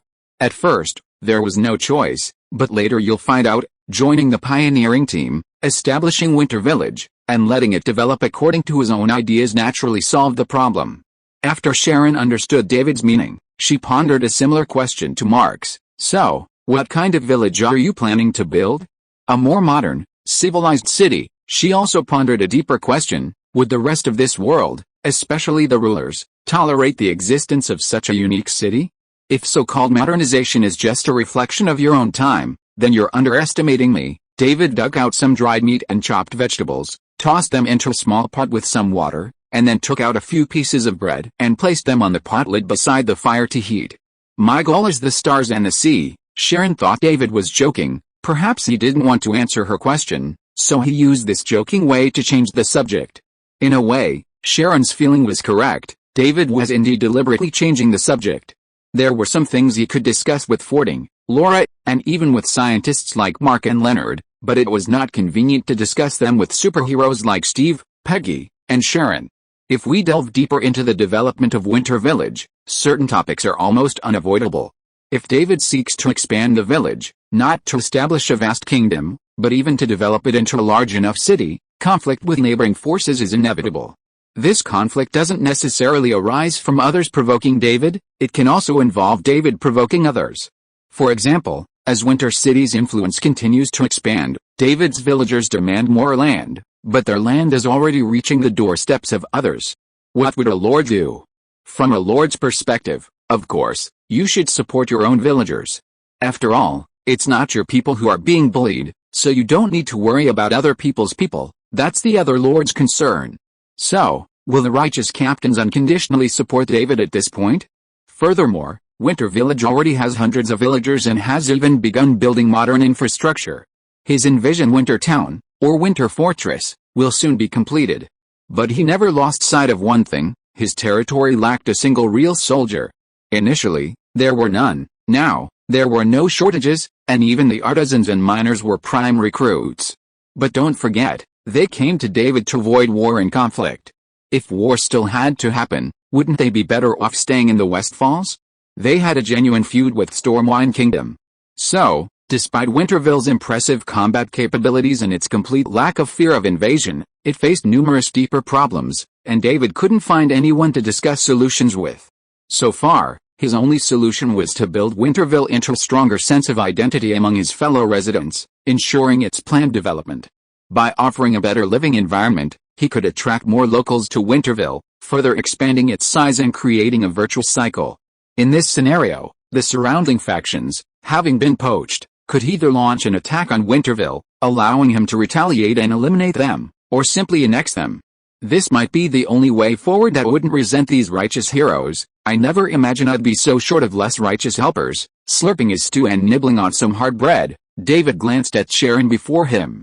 He wondered, if he developed Winter City well enough, and Sharon saw the miserable lives of the world's lower classes, would she align with him, ultimately supporting him firmly in eliminating other forces and fighting for Winter?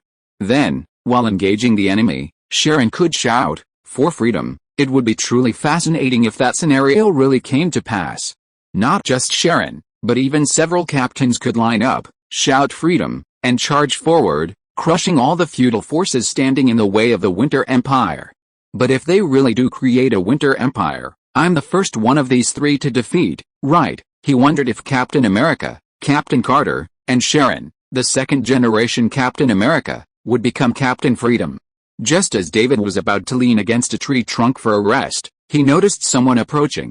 Someone's coming. Sharon, also aware of the situation, reached for her lance. Before she could grasp her weapon, she saw an old man walking down the road, leaning on a glowing staff. The staff he held was nearly as tall as a man, and the top of it shone brightly, illuminating everything around him and allowing David and Sharon to see the old man's features clearly. The old man had also noticed the two people lighting a bonfire not far from the roadside and walked straight towards them. "I accidentally took the wrong direction and missed the village. Can I rest here with you for the night?" Chapter 92 Alchemist Newton. The old man looked at the young man and woman before him, not missing the leather armor they wore or the weapons they held nearby. He showed no fear, but instead a look of curiosity as he examined the unusual warhammer David held. "My name is Pierre Newton." Pierre Newton, with a familiar air, sat down by the fire and set his staff aside. David noticed that as the old man let go, the light at the tip of the staff slowly dimmed, dimming the surroundings until only the glow of the campfire remained. David, Sharon remained vigilant, but when the man sat down and put down his staff, she stopped reaching for her lance and instead held onto the shield at her side with her left hand, allowing her to take defensive action. Noticing Pierre Newton's gaze, Sharon smiled and said her name, Sharon. Unless someone showed clear hostility, both Sharon and David would maintain a healthy level of caution, not outright assuming they were bad guys. Even though it was dark and cold, the sight of an elderly man wandering the streets alone in the wilderness looked suspicious. "Haha, young men, there's no need to get so nervous. I'm just an ordinary old man." An ordinary old man wouldn't be wandering around at this time. In these circumstances, David knew he wouldn't be able to rest well today, so he simply boiled some water to make some tea. "Besides, that long stick you have is quite heavy." He hadn't been able to see it clearly from a distance, but now, right in front of him, he noticed that the stick was made of metal. Judging from the sound it made when the old man lowered it, it was solid. Not to mention the glowing stick, and the old man's fearless demeanor, anyone with a common sense could tell he was no ordinary person. "Oh my. I've been spotted," Old Man Newton said, his expression clear as if to say, "Now that you've seen through me, I'll stop pretending. I'm going to lay it all out." "Yes, I'm actually an alchemist." "Alchemist?" Sharon asked, her face quizzical. It wasn't that she didn't understand the word, she was wondering if this old man was the kind of alchemist she knew. "Yes, an alchemist." Newton misinterpreted Sharon's reaction. He carefully adjusted his hair, beard, and collar, then looked at David. "I've traveled for many years, visiting most countries on the continent, searching for all sorts of unknown and rare materials." He glanced at the hammer in David's hand. David caught a look in the self-proclaimed alchemist's eyes and understood why he had come straight for him. He was drawn to the materials used to craft the Hammer of Judgment. I've traveled a lot since arriving in the northern Kingdom of Tiran, but this is the first time I've seen this kind of unique material, which is why I've come to bother you too, Newton stated his purpose in one breath, hoping to avoid further misunderstandings. So, you two don't have to be so cautious of me. I feel like I need to be even more cautious. David grasped the Hammer of Judgment. Would this alchemist just rob it? Scenarios of murder and treasure kept replaying in his mind, and David began to wonder if he should strike first. Are you worried I'll try to steal your weapon? Newton waved his hands frantically. You misunderstood. Just tell me what it's made of and where I can find it. Pierre Newton said he would go find the original ore, as he wanted to carefully observe the environment that produced this unique mineral. And I won't let you give me information for free. I'll pay you, huh? David was about to test the effectiveness of his newly developed skill, the Avenger's Hammer, in actual combat when the other party offered a reasonable reward. This completely shattered his vision of a murderous and treasure-stealing villain being slain by the protagonist and then rewarded with a large reward. Reward? Yes, a reward that will satisfy you. Newton's expression, as if he was negotiating any price, made David wonder if he had met a businessman. However, he was clear-headed enough not to tell the alchemist, Pierre Newton, that his Hammer of Judgment was made from crystal ore, found only in Winter Village, and light cast iron obtained from Azeroth. I'm sorry, but I got this weapon by accident. I have no idea what materials it's made of. David thought this response would be the easiest way to dismiss the other party, but he didn't expect the old alchemist to be more persistent than he expected. How about I pay a reasonable price and you sell me this weapon? Newton's eyes remained fixed on the Hammer of Judgment, and it was clear that he really wanted it. David didn't reply this time. He simply shook his head, blew on the brewing tea, and took a sip. The old alchemist was about to say something, but suddenly took a few sharp sniffs, then glanced at the cup in David's hand, his eyes flashing again. It wasn't an adjective, but a literal flash of light. David's hand immediately grasped the Hammer of Judgment. If he hadn't realized that the light was not an offensive spell and stopped in time, the old alchemist's head would have been hit. It's just a forensic spell. Newton was startled, too. David's attack was so swift. If he hadn't stopped in time, his head would have inevitably come into close contact with a pink hammer radiating a divine glow. Followers of Lumiere, David frowned. The last time he heard that name was from the assassin suspected of being a Templar. He suddenly realized that this alchemist, who claimed to have traveled for many years and visited many countries, seemed to have what he desperately needed right now, intelligence. These two Templars. As David raised the hammer, Sharon had already grasped her shield and lance. But judging by her expression, she was even more cautious than the two of them had been before. The situation on the field suddenly changed dramatically. Pierre Newton, who had been relaxed and smiling, now looked cautiously at the two young men. This young lady, Sharon, isn't a follower of the god of magic, is she? Sharon and David exchanged a glance, both noticing that Newton seemed more wary of Sharon until she replied, no. Phew, that's good. Newton exhaled, his smile returning to his relaxed tone. I told you, if it were those guys, they would have taken action the moment they heard I was an alchemist. David remained silent. These few words revealed a great deal. The followers of the so-called god of magic, and the temple, seemed to have a shady relationship with alchemists. Furthermore, in this environment, the old man before him dared to casually reveal his alchemist identity to a stranger. Was he mentally ill? Or did he think he was strong enough to handle such trouble? If the old man, Pierre Newton, had been bragging, David believed it was the latter. Although the three men were still locked in a standoff, the tension had dissipated considerably. David even placed the Hammer of Judgment beside him, no longer holding it. Do you want to study the material of the warhammer in my hand? Yes, the topic returned to the beginning, as if the tense atmosphere just now had never appeared. Newton realized the two men before him weren't followers of the god of magic, so he reiterated his previous words, will you sell me the hammer? Believe me, I'll pay you a satisfactory price. I'm not going to sell you the hammer. David thought for a moment, then offered a suggestion. But you just want to research the materials, not necessarily the object itself.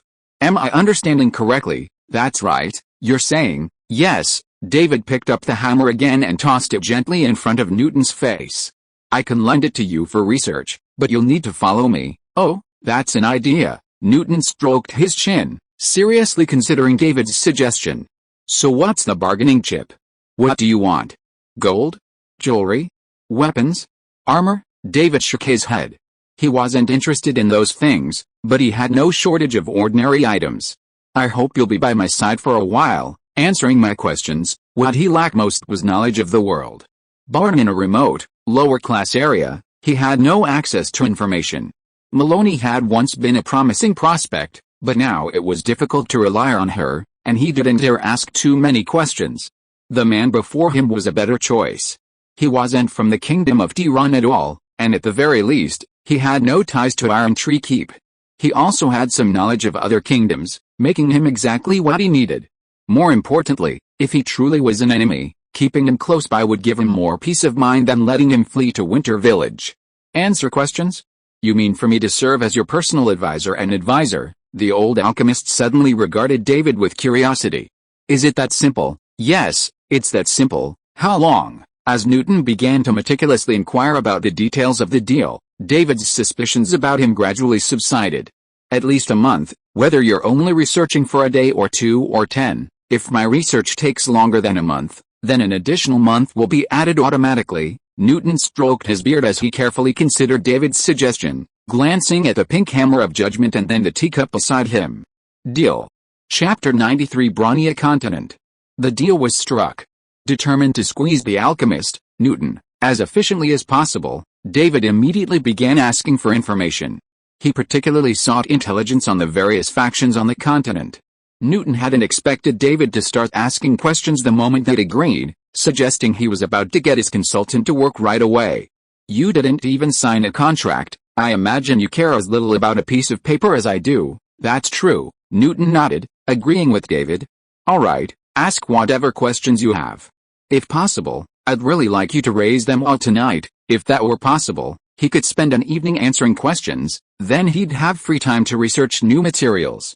Presumably, this young man, David, wouldn't be overly obsessed with a minimum 1-month time limit. First, I want to know the situation on this continent. The situation on this continent? What do you mean? How big is it? What countries are there? And what do you know about that thing called a temple? Newton looked at David, suddenly curious about his identity. However, he didn't rush into the question, instead answering David's questions. According to the old alchemist's description, the continent called Bronia is vast. He hasn't explored every corner of it, at least not yet. He's only traveled through the human kingdoms. Humanity has established numerous nations, the 4 most powerful of which are the Kingdom of Tiran, occupying a large swath of land in the north, the Kingdom of Holigond, located in the western part of the continent, the Satarunma Empire, located in the east and the largest of all human kingdoms, and finally, the New Alan Federation, sandwiched between the Kingdom of Holigond and the Satarunma Empire, with a small portion of its territory bordering the Kingdom of Tiran. In addition to the 4 major human kingdoms, there are numerous smaller kingdoms and principalities scattered along the borders of the major human kingdoms or further south. As David observed Newton's explanation, he drew a simple map on the ground, gaining a clearer understanding of the continent, and particularly the distribution of the human kingdoms. The Kingdom of Tiran is located in the far north, with a large area of its southeastern part bordering the Satarunma Empire. The Satarunma Empire's territory is far larger than the Kingdom of Tiran, which has expanded rapidly over the past 100 years. Its territories are only slightly smaller than the combined land masses of the other 3 human kingdoms. The Kingdom of Holigond is located in the west-central part of the continent, southwest of Tiran. Finally, the New Alan Federation is located east of the Holigond Kingdom, sharing a small border with Tiran to the north and the Satarunma Empire to the east. These 4 are the most powerful human kingdoms on the Bronia continent. Newton didn't provide a detailed description of the remaining small kingdoms and principalities, simply pointing out a few locations to indicate their approximate locations. Beyond the borders between several countries, the New Alan Federation is more numerous to the south. What about the rest of the world? David looked at the map Newton had drawn. It was clear there were many lands beyond the human realm. For example, further south, the plains further south are home to races like werewolves, minotaurs, and centaurs. To the west of the Holy Kingdom of Gaunt, a large number of dark elves reside. As for the east, east of the Satarunma Empire lies the ocean. This country has a long coastline. It's said that the coastal areas are often harassed by a strong and barbaric race, but I haven't seen them, so I'm not very clear on the specifics. Looking at the simple map, David finally gained a basic understanding of the continent. What kind of existence is the temple? Newton looked at David before him, then at Sharon beside him. He didn't answer immediately, but instead asked a question. Before I answer this question, I'd like to inquire about your identities. I'm the mayor of Winter Village in the Kingdom of Tiran. Winter Village is a new village, established just a year ago. You can think of me as a country bumpkin from a remote part of the Kingdom of Tiran, curious about the outside world. You don't look like an ordinary country bumpkin. Newton nodded, but didn't press the issue. He made a quip before continuing to answer David's question. According to Newton, the temple is a religious organization, both its name and its headquarters. Located near the capital of the Holy Kingdom of Gond, the temple wields immense influence within the human realm. For example, even the selection of a king in the Kingdom of Gond requires the temple's approval. While other nations don't reach this level, the vast majority of people recognize the temple's transcendent status. Currently, only the people of the Kingdom of Tiran lack much faith in the gods worshipped within the temple. David learned that the so-called Lumiere was the god of light, one of the most important deities within the temple, with a vast following. Lumiere priests hold a pivotal position within the temple, and the priests who frequently travel the world are often priests of the god of light. Furthermore, the god of magic is also one of the deities enshrined within the temple. This god of magic, whose true name remains unknown, is the faith of all mages on the continent of Brunia. The faith of mages. Hearing this, David understood why Sharon had previously been able to sense but not mobilize the arcane energy of this world.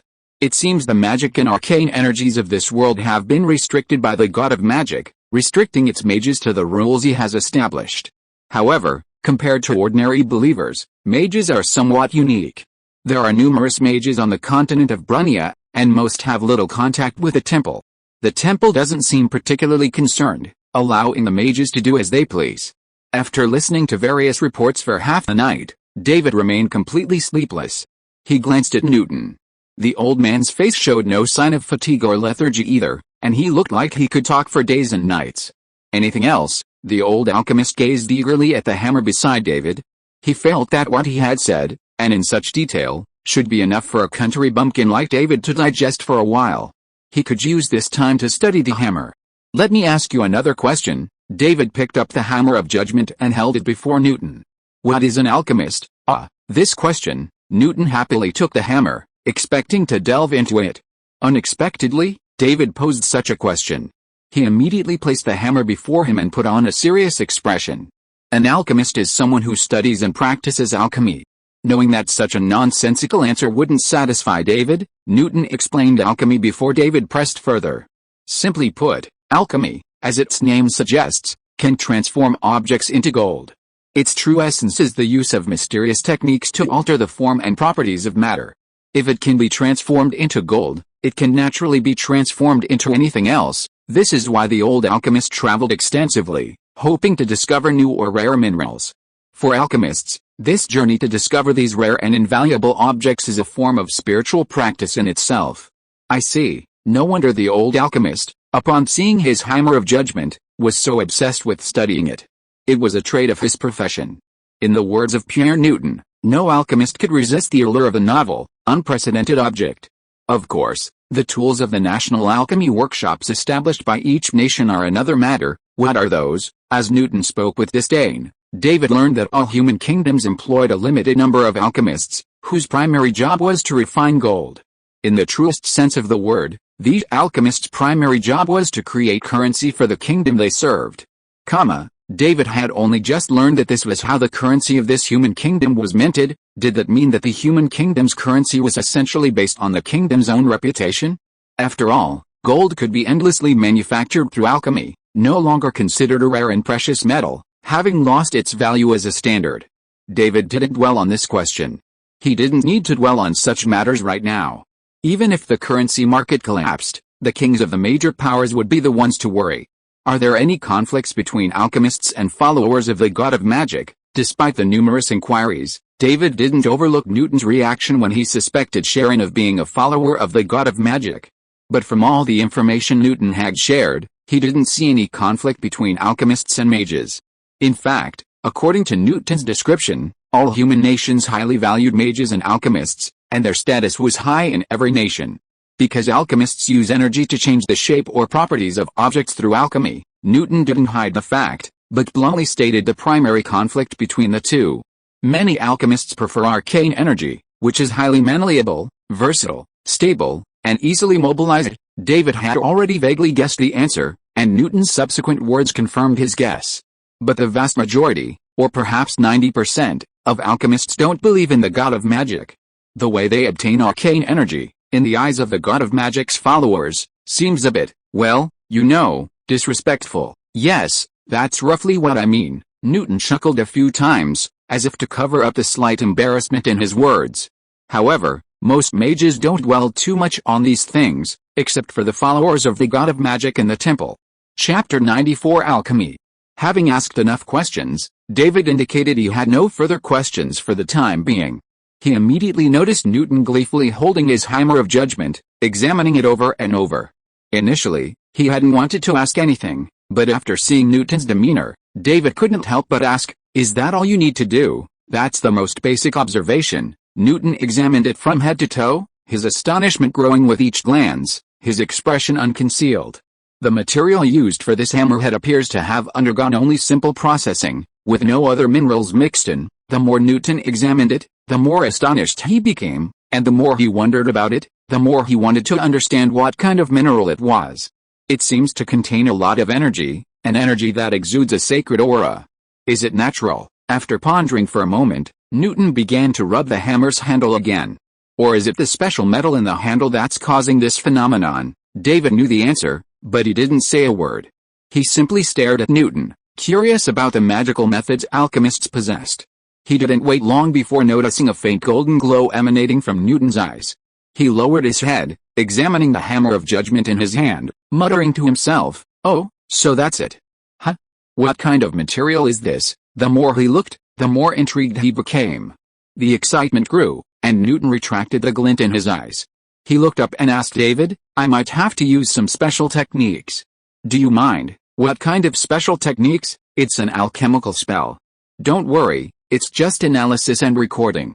It won't cause any damage to your weapon." Newton's confidence grew as he spoke of alchemy, his back even straighter.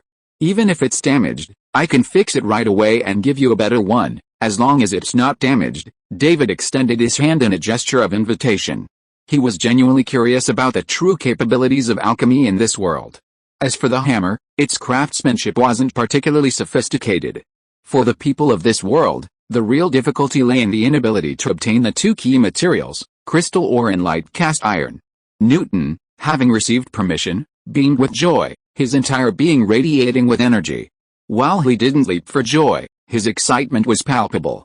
He rested the hammer of judgment in his left palm, his other hand open in a loose grip. The alchemist chanted no incantations, nor did he perform any special prelude. Simply a flash of golden light enveloped the hammer of judgment within a golden sphere. The sphere hovered between Newton's hands, and after enveloping the hammer of judgment, a halo formed around it. This golden, haloed sphere resembled Saturn, except that the ring was densely covered with mystical runes. David examined it several times, unable to understand any of it. He simply thought the runes were beautiful, lending Newton's spell a high-end, refined quality. These runes symbolize the alchemist's understanding and appreciation of various alchemical techniques. Each alchemist's alchemical arrays, alchemical frameworks, and alchemical runes vary greatly, whether it was David's eagerness to allow him to study the hammer of judgment, or perhaps the old alchemist's need for mentorship. Seeing David and Sharon fixated on his alchemical array, he launched into an explanation. This was a remarkable opening. The alchemical array was still analyzing and recording the hammer of judgment's details. Perhaps bored by the wait, the old alchemist rambled on. Perhaps noticing the bewildered expressions on the two men's faces, Newton shifted gears and began explaining the basics, as if to give them a proper alchemy tutorial. David remained silent. He was genuinely curious about this so-called alchemy, and since he had nothing else to do, he decided to listen. Sharon remained silent. While she wasn't sure what else this alchemist could do besides refine gold and research various rare minerals, it didn't stop her from learning more about the mystical knowledge. Transmutation of matter was supposed to be the core of alchemy, but achieving it wasn't easy. According to the veteran alchemist, Pierre Newton, only a select few at the pinnacle of alchemy could truly transform any substance at will. This required not only immense energy but also a profound understanding of various substances. Reaching this level allowed one to arbitrarily transform anything, transforming it into whatever they desired.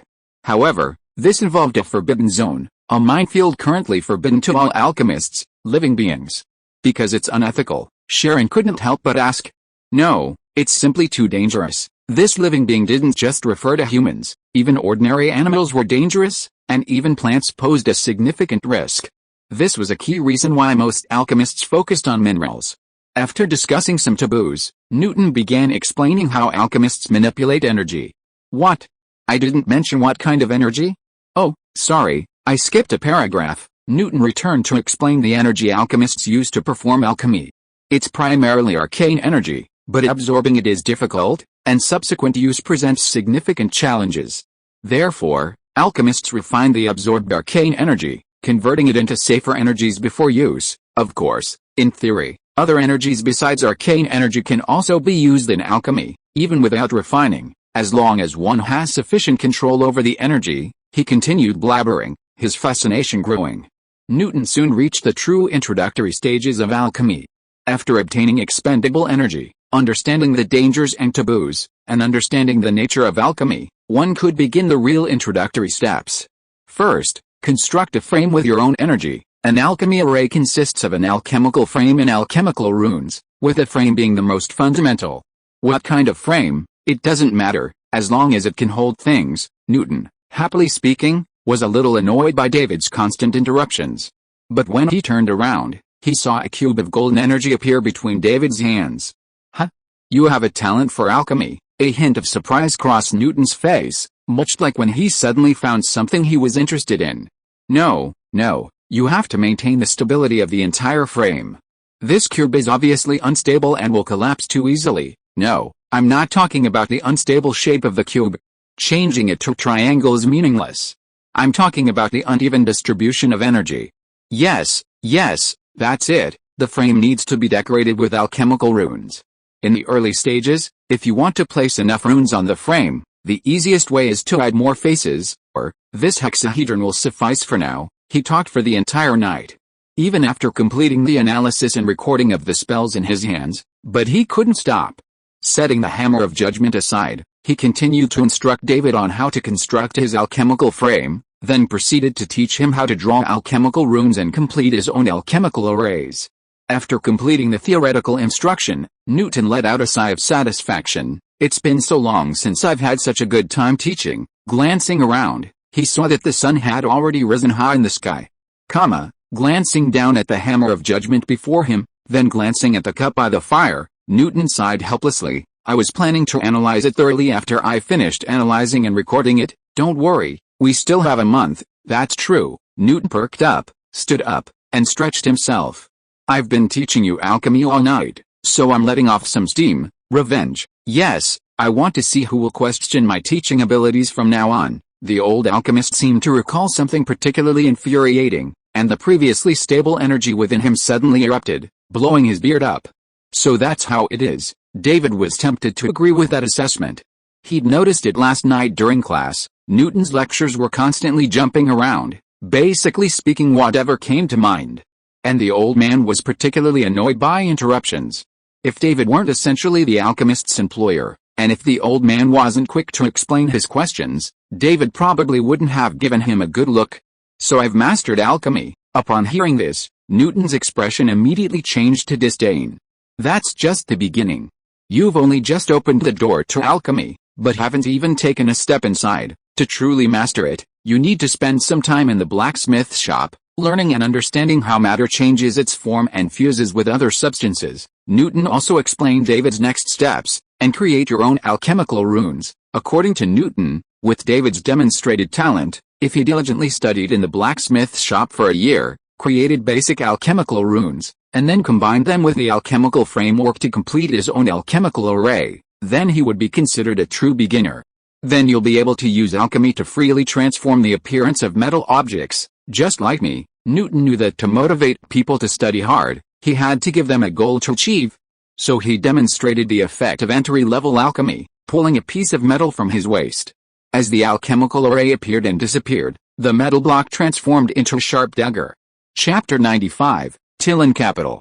After demonstrating the wonders of alchemy to David, Newton stopped teaching. His urge to teach had been greatly relieved, and his attention now shifted entirely to the raw materials for the Hammer of Judgment. He planned to study this unprecedented material in his free time. By the way, you two, where are you going next? Only then did Newton remember to ask David and Sharon where they were going. After chatting for over a night, he hadn't thought about it and had reached an agreement with David. The capital of Tiran, the temporary addition of Newton meant that the three of them, 2 horses, would have a certain impact on their speed. Fortunately, they were not far from Wangbury town. Upon arriving, Newton immediately bought a horse. The 3 of them rested in Wangbury town for the night, and before dawn the next day, they set out again, galloping south towards the capital of Tiran. The journey was smooth. During their occasional breaks, Newton would diligently study David's Hammer of Judgment, while David, making full use of their agreement, would consult his temporary advisor on everything he saw, deepening his understanding of the world. Generally speaking, beyond the initial questions about the distribution of power across the continent, they were also able to learn about the differences between the various kingdoms.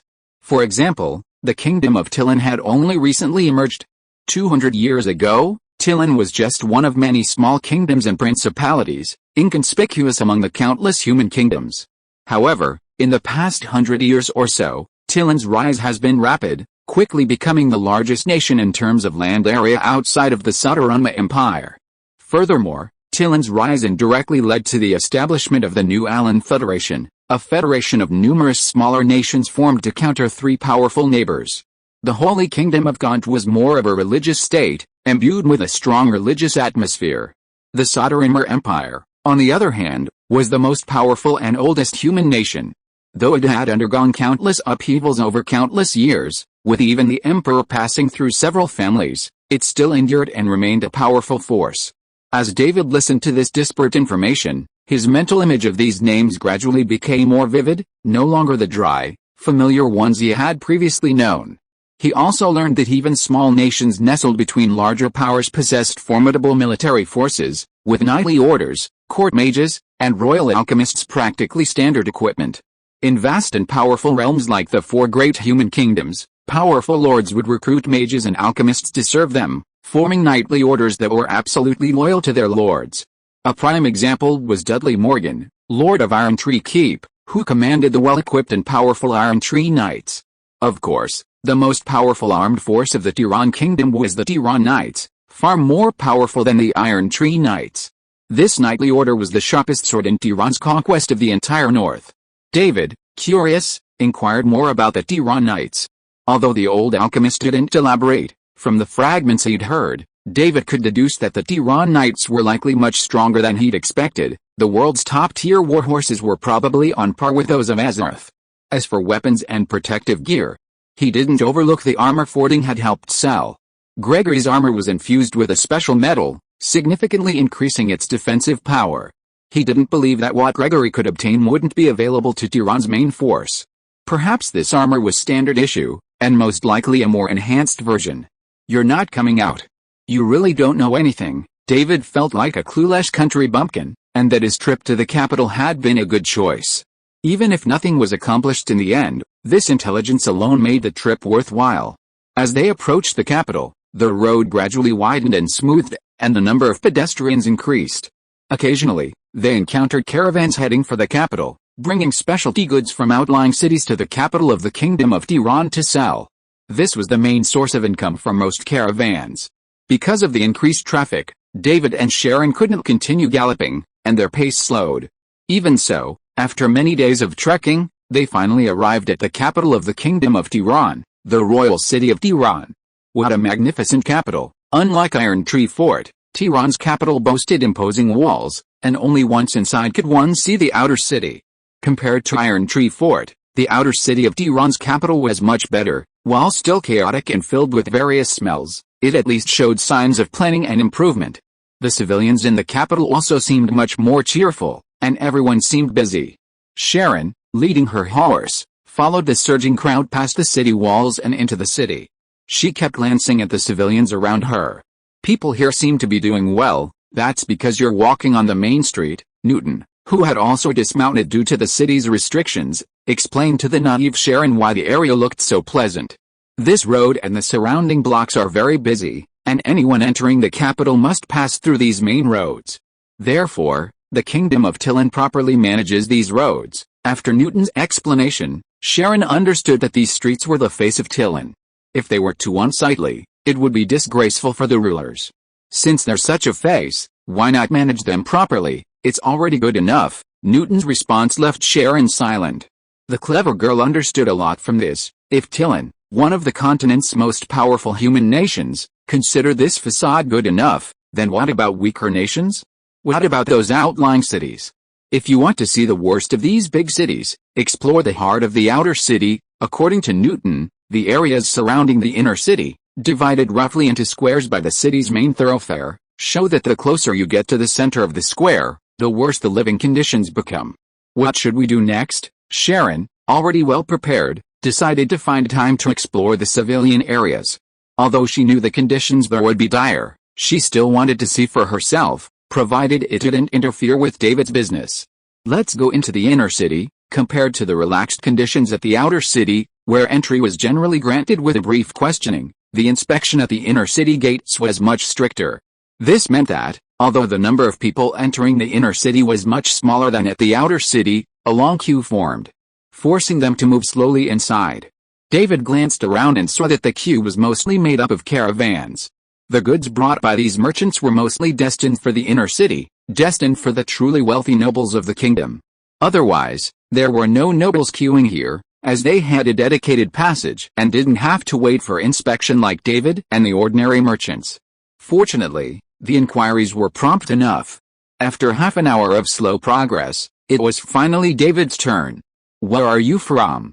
What are you doing in Tiran?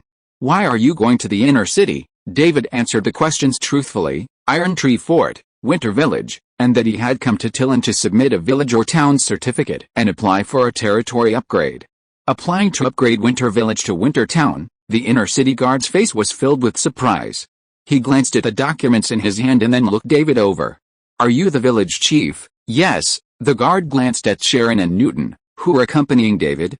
After confirming that they were with David, he didn't ask any more questions, but continued, why aren't you applying in Iron Tree Fort? Winter Village is the newest territory of the Tiran Kingdom. I believe this new territory belongs to the Tiran Kingdom, not Iron Tree Fort. Of course, David couldn't tell the truth. So, with his chest puffed out and his head held high, he unleashed his long-prepared excuse, as if to say, I'm wholeheartedly devoted to the Tiran Kingdom. The inner city guards found David's gesture incredibly amusing, making no effort to hide their smile. They handed David the documents and waved him in, signaling him to enter. Remember, don't cause trouble. The people who live here are not people you can afford to offend. Okay. David led Sharon and Newton into the inner city. 10 meters away, he heard the guard's mocking voice behind him, country bumpkins from the north. Ha ha ha, maybe they'll become noble lords soon. Don't be ridiculous. Becoming a noble is not that easy. Do you really think you can become a noble just by enclosing a piece of land with a development order? You're really jealous. But then again, that woman is really beautiful. You have feelings for that girl? She's just a country girl. She should be easy to trick. Forget it. I'm not that lord. As the distance grew farther and the noise grew, David could no longer hear what was said. He just turned his head and glanced at Sharon while leading his horse. I have a hunch. According to the normal plot development, would the next scene be about the rape of a commoner? Sharon looked at David, then back at the guards, who were no longer clearly visible. How about I wait for you outside the city? It shouldn't be that serious. David remembered the information Newton had provided earlier and decisively rejected Sharon's suggestion. Besides, some trouble might be a good thing for us. If you're listening to this novel on a channel other than Fanfic World, it means they downloaded and uploaded it without effort. We cordially invite you to visit our channel, Mundo Fanfic Novelis. There you'll find the original version of this story and you can explore many other novels of various genres. We're waiting for you to immerse yourself in a world of incredible novels. Chapter 96 Earl Stewart. When David approached the office in the capital responsible for development and submitted his documents and application, he received only one reply: leave your address and wait for further information. Thank goodness Varian gave me the gold and jewelry. David knew from the receptionist's response that this matter wouldn't be easy. and he wouldn't necessarily waste much time in the capital. Furthermore, David, Sharon, and Newton wouldn't be provided with any food or lodging. David would have to figure out his own accommodations and food. Fortunately, David had brought a considerable amount of gold and jewelry with him on this trip. With Newton leading the way, they exchanged all of it for the currency of the Kingdom of Tiran, securing their permanent residence in the capital. The outer city is cheaper, but the staff here won't go out to the sprawling, chaotic outer city to look for people. David and his companions were left with the option of living in the expensive inner city. However, living there wasn't easy. Simply having money wasn't enough. You need a certificate, the innkeeper told David. To stay in the inner city, even for a short period, he needed an official certificate certifying his legitimate stay. Alternatively, a guarantee from a local noble in the capital would be acceptable. A noble's guarantee would have the same effect as an official certificate. David had no choice but to return to the Development Affairs Department and ask the receptionist for a certificate, which cost him a few extra gold coins. Seeing the satisfied smile on the other person's face, David inquired about the normal time it would take for the application to be approved. Perhaps the glitter of the gold coin was too dazzling, and the receptionist, bewildered by it, spoke to David in a much gentler and kinder tone than before. There's no exact time frame for this matter. If you're lucky and someone higher up notices it, it can be processed in 2 or 3 days.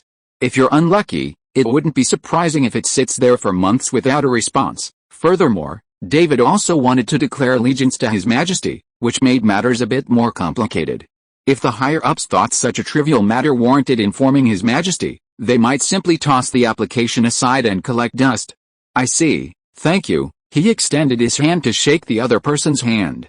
The slight doubt in the receptionist's eyes vanished as he felt the firm touch against his palm, and he returned a brighter smile. It was just a smile, though. He didn't offer to help him make more inquiries. David cursed inwardly and left the office, maintaining a smile. Regardless, the certificate had been issued, and he took it to the hotel, booked a room, and paid a month's deposit. Just a month's deposit? Are we going to stay here that long? Sharon surveyed the hotel and was quite pleased with the room.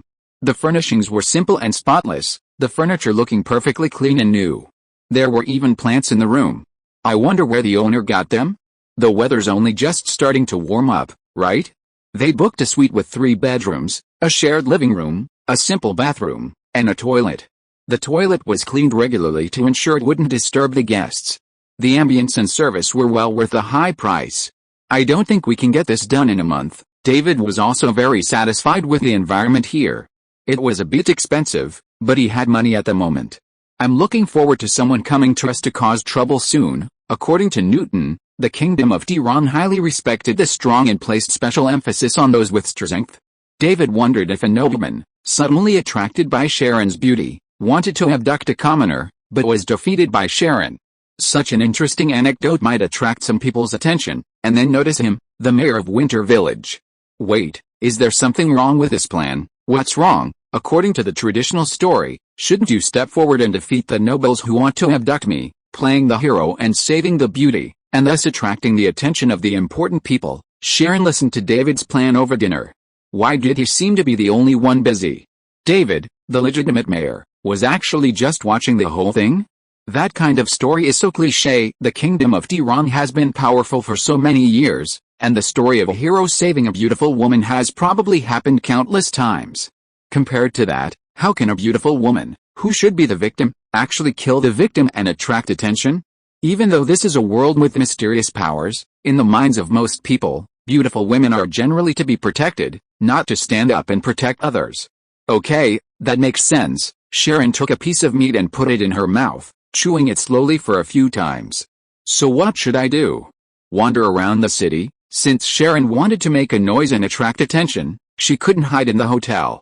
Otherwise, no matter how beautiful she was, no one would see her. No, if I'm right, someone will be coming to me for a beating soon. David took a sip of his juice, then glanced at the substance in his hand with satisfaction. This is good. It tastes like grape juice. What is this? Newton, who was concentrating on finishing the food in front of him, turned his head at David's question and then stared at him with a look of concern for a mentally retarded person. Grape juice, David coughed lightly to ease the embarrassment. He couldn't explain why he asked such a stupid question. He didn't even know there were grapes in this world. After all, he hadn't seen them in Iron Tree Castle. The label of a country bumpkin was unshakable. David ate quietly and waited for the fish to bite. To his surprise, the fish took the bait even faster than he expected. Before they finished their meal, someone came to the inn and asked to see Sharon. The guard had asked for her name when they entered the city. There was a knock on the suite's door. David had been eagerly waiting for the other party to open it and come in, but surprisingly, the other party was polite. Seeing no response, he knocked a few more times until David said, "Come in." He finally opened the door and walked in. "Oh, sorry to interrupt your meal." A handsome, long-haired man, seemingly in his 30s, entered, wearing a gorgeous tuxedo and shiny leather boots. Seeing the group dining, he immediately apologized. "My sincere apologies for my intrusive visit." With a wave of his hand, a servant followed him, carrying a box, approached the man. He held a box in front of him and opened the lid. Inside were necklaces, earrings, and rings all made of rubies, clearly a complete jewelry set. Sharon, who was sitting across from David, both facing sideways toward the door, rose slightly and leaned in closer, muttering, "This scene doesn't seem quite as you planned." "Excuse me." David noticed this, of course, but what could he do? Isn't the Kingdom of Tiran criticized by many nations as a barbarian nation? Why are they all so polite? "Before you is Earl Sutton, Steward of the Kingdom of Tiran." A servant holding a gift box solemnly introduced his host to David and the others, reminding them to show due respect to the Earl. David and Sharon had already left the table and stood up, approaching Earl Stewart and offering a simple salute. Their manners were far from perfect, let alone respectful, but Earl Sutton Stewart paid no mind to the triviality. From the moment he entered the room, Sutton Stewart's eyes were fixed on Sharon, the look of someone spotting a prize clearly visible on his face. As for David and the old alchemist Newton, who were standing beside Sharon, he didn't even bother to glance at them. "It's a pleasure to meet you, beautiful lady. Welcome to Tiran. If it's possible, I sincerely invite you to dinner." Well, Sharon was a little unsure how to respond. If the other party had barged in aggressively, looking like they were going to snatch her away, things would have been easier. She could just roll up her sleeves and start fighting.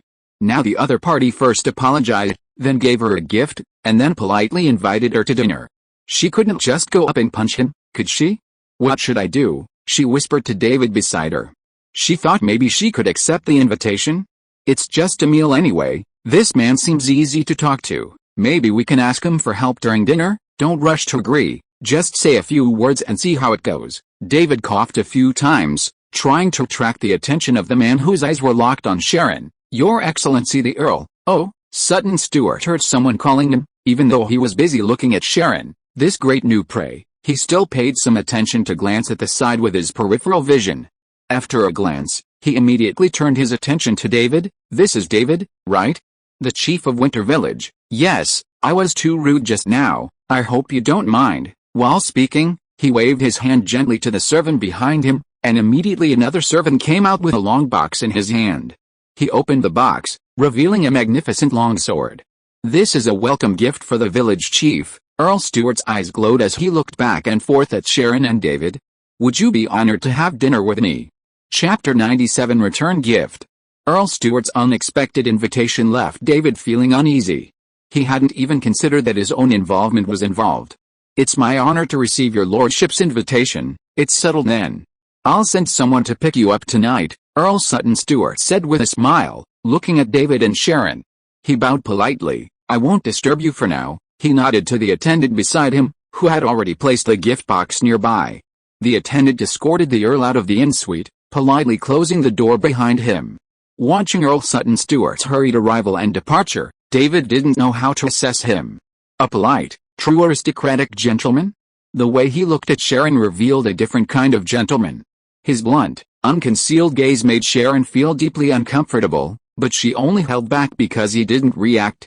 As for the way he looked at him, David simply found it strange. "Are you planning to have dinner with the Earl?" Sharon turned to look at David.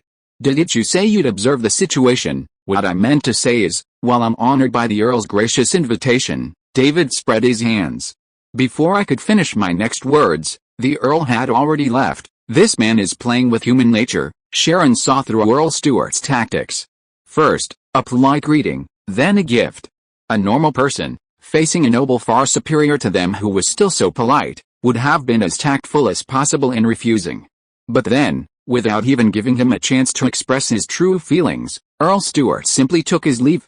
This man gives me a bad impression. It could even be said that Earl Stewart was Sharon's least favorite person since she came into this world, bar none. David said nothing. Earl Stewart appeared impeccably polite on the surface, but his underlying arrogance was undisguised and fully displayed. Although the actual plot differs from the script, it's achieved its goal. David glanced at Sharon beside him. Perhaps during dinner, Earl Stewart will drop his disguise and reveal his true nature. If I injure the Earl, will that affect your plan? Sharon, who had also returned to the table, watched David as he picked up the 2 gift boxes and returned to the table, stared at him intently. Injuring an Earl in the kingdom's capital is no small matter. It doesn't matter. David didn't look up, as if unaware of Sharon's gaze, as he simply opened the box and examined the gift. If he really wants to do anything to you, you can kill him right there and then. Are you serious? Sharon had suspected David would refrain from taking action in order to gain noble status in the Kingdom of Tiran, but she was surprised by his response. That way, you'd be implicated too. Killing a local noble in the royal city was completely different from demonstrating bravery. It would instantly put Sharon and David at odds with the entire upper class of Tiran. At that time, let alone noble status, the nobles would probably demand their immediate execution. Whether it's noble status or something else, the prerequisite for obtaining these things is that our own people are not harmed or offended in any way, whether physically or verbally. This was David's truest thought. In the past, he understood the principle of do not do to others what you do not want others to do to you. He himself refused to be bullied by the nobles, so why should others endure their oppression? After activating his cheat code, he prioritized his personal combat prowess, fundamentally ensuring that he could assess his strength and refuse when necessary. He chose Sharon to accompany him to the capital this time, trusting her to have sufficient combat power to defend herself and strike back. He dropped the jewelry box onto the table and then examined the sword within. The hilt and scabbard were inlaid with gems, giving it an ornate appearance, seemingly intended as a decorative sword. But when David drew the blade slightly and heard the melodious sound, he knew this magnificent sword was a true weapon, far more than just an ornament. The old alchemist, who had always been inconspicuous, turned his head to take a look when he heard the sound of the sword and gave his evaluation. The blade is infused with luster gold and broken iron steel. It is a very fine longsword. The Earl has invested a lot of money. By the way, Newton took a look at the ruby jewelry in another gift box. This set of jewelry is not ordinary jewelry. It has some special magical effects. Oh? Can you tell what kind of magic it is? David was surprised. He didn't expect this to be a set of magical jewelry. Did it have any spells like shields or fireballs? It's just a warmth spell that allows the wearer to not fear the cold. Newton saw the spell effect at a glance. In the freezing weather of Tiran, this spell is quite useful. There was no shield or fireball. It was just a jewelry warmer, allowing the wearer to wear clothes that were not suitable for winter and the cold weather. I bet the people who pick us up tonight will give you a formal dress. Sharon rolled her eyes speechlessly. After David made it clear, I'd rather give up this noble title than let us suffer a loss, the lingering suspicion in Sharon's heart dissipated. I don't want to wear a dress and jewelry given by a stranger. What a coincidence. I thought so too. David returned the sword to its box, casually placing it on the side of the table, and continued eating. David, if your conversation with the Earl doesn't go well, or even breaks up, what will happen to your winter village? Well, the piece of meat that was about to be brought to his mouth paused for 2 seconds before being brought to his mouth with his fork. He chewed it vigorously a few times. It depends on how the kingdom reacts. The best case scenario is that they won't react and won't bother with a remote rural village. The worst case scenario is that they'll just kill David. If it really came to that, David would have no choice. He didn't want to die, so of course he would fight the Kingdom of Tiran to the bitter end. That's the worst possible scenario. He just didn't know what would happen to his cheat code. So far, David had been relying on his own research. He was certain the village's development would lead to a certain level of upgrades and enhancements, but the specifics were completely unclear. He couldn't even accurately determine whether the cheat code's last upgrade had been legally recognized by the Kingdom of Tiran, or if Winter Village's actual development had met the requirements. He had come to the capital this time with a desire to find out. As usual, gaining noble status and legal recognition from the Kingdom of Tiran without any loss was naturally a good thing. If something unexpected happened, David wouldn't tolerate it. Even if he couldn't defeat the Kingdom of Tiran in a short time, he couldn't even think about this person. As they finished their meal, Sharon gained a better understanding of David's thoughts. Although Sharon had lived in Winter Village for quite some time, she hadn't had much personal contact with David. Her understanding of the village chief was superficial, and she couldn't even discern his true personality. I have to admit, you're a little different than I thought. Why? Since you were so obsessed with achieving nobility, I thought you were someone who valued power and status. David, hearing Sharon's assessment, didn't seem to resent being misunderstood. Instead, he laughed. In a way, I do value these things. However, he knew that some things couldn't be discarded just to gain something else. Some things are easy to let go of, but difficult to pick up again. He didn't say this out loud. After finishing his fragmented lunch, David waited for the waiter to come in and clear the tableware. Then he took out his bag and began to search. Sharon, who had been looking for something to do, sat back down when she saw David's movements. What are you looking for? Gifts? David kept pulling out shoe boxes, stockings, cosmetics, and other items from his bag. Sharon, looking across at him, was filled with question marks. The Earl gave us gifts right off the bat. We can't go to the banquet empty-handed. The other party had invited them to the banquet politely and respectfully, not with a knife at their throats. In this situation, no matter how things unfolded, proper etiquette must be followed, and David was bound to offer some gifts as a greeting. I understand your point, but what are you bringing? Sharon looked at the items on the table before her. They were all commonplace everyday items, and they were all women's products. Why are you packing all this stuff in your bag? You mean these? David picked up a pair of stockings, repackaged, untouched by earth, and seemingly ordinary. If you talk to your father often, you'd know how powerful this stuff is. Sharon was speechless. She knew what David meant, but that wasn't the point, was it? That Earl of Sutton Stuart is a man. While high heels and stockings were originally manufactured for men, the clothing styles of men in this world didn't resemble the trends of that time on Earth. David searched for a moment and finally identified the gifts, a few socks and matching colored combat lining. As a man, he'd find it even more difficult to resist these. Chapter 98 Earl Stuart's Advice. Sharon responded to David's question with a simple yet complex he. Having decided on the gifts, David decided to go out and buy a few gift boxes. Otherwise, simply showing them off would be awkward. He also wanted to get some information. David suspected that Earl Sutton Stuart was quite famous in the capital, as he could tell from the conversation between the two guards upon entering the inner city. Sharon's information was likely from one of the guards who had sold it. He wondered how much it had sold for. Walking down the inner city streets, the atmosphere was pleasant. The stone pavement was clean and smooth, and the buildings lining the streets were well maintained. Compared to the grimy and cluttered outer city, it was a far superior place. It didn't take David long to find the shop selling gift boxes. To be more precise, it was right next to the inn, a short walk away. According to the innkeeper, guests who could afford to stay in the inner city inn were those who frequently interacted with the nobility. Whether they were nobles from other regions or of other status, exchanging gifts with the city's nobility was inevitable, and gift boxes were a very popular commodity. David also inquired about Earl Stuart. He had assumed that ordinary people wouldn't dwell on an earl's details, but surprisingly, the earl didn't seem to mind. His name was a household name in Tiran Royal City. According to the innkeeper, even ordinary citizens in the outer city frequently discussed him.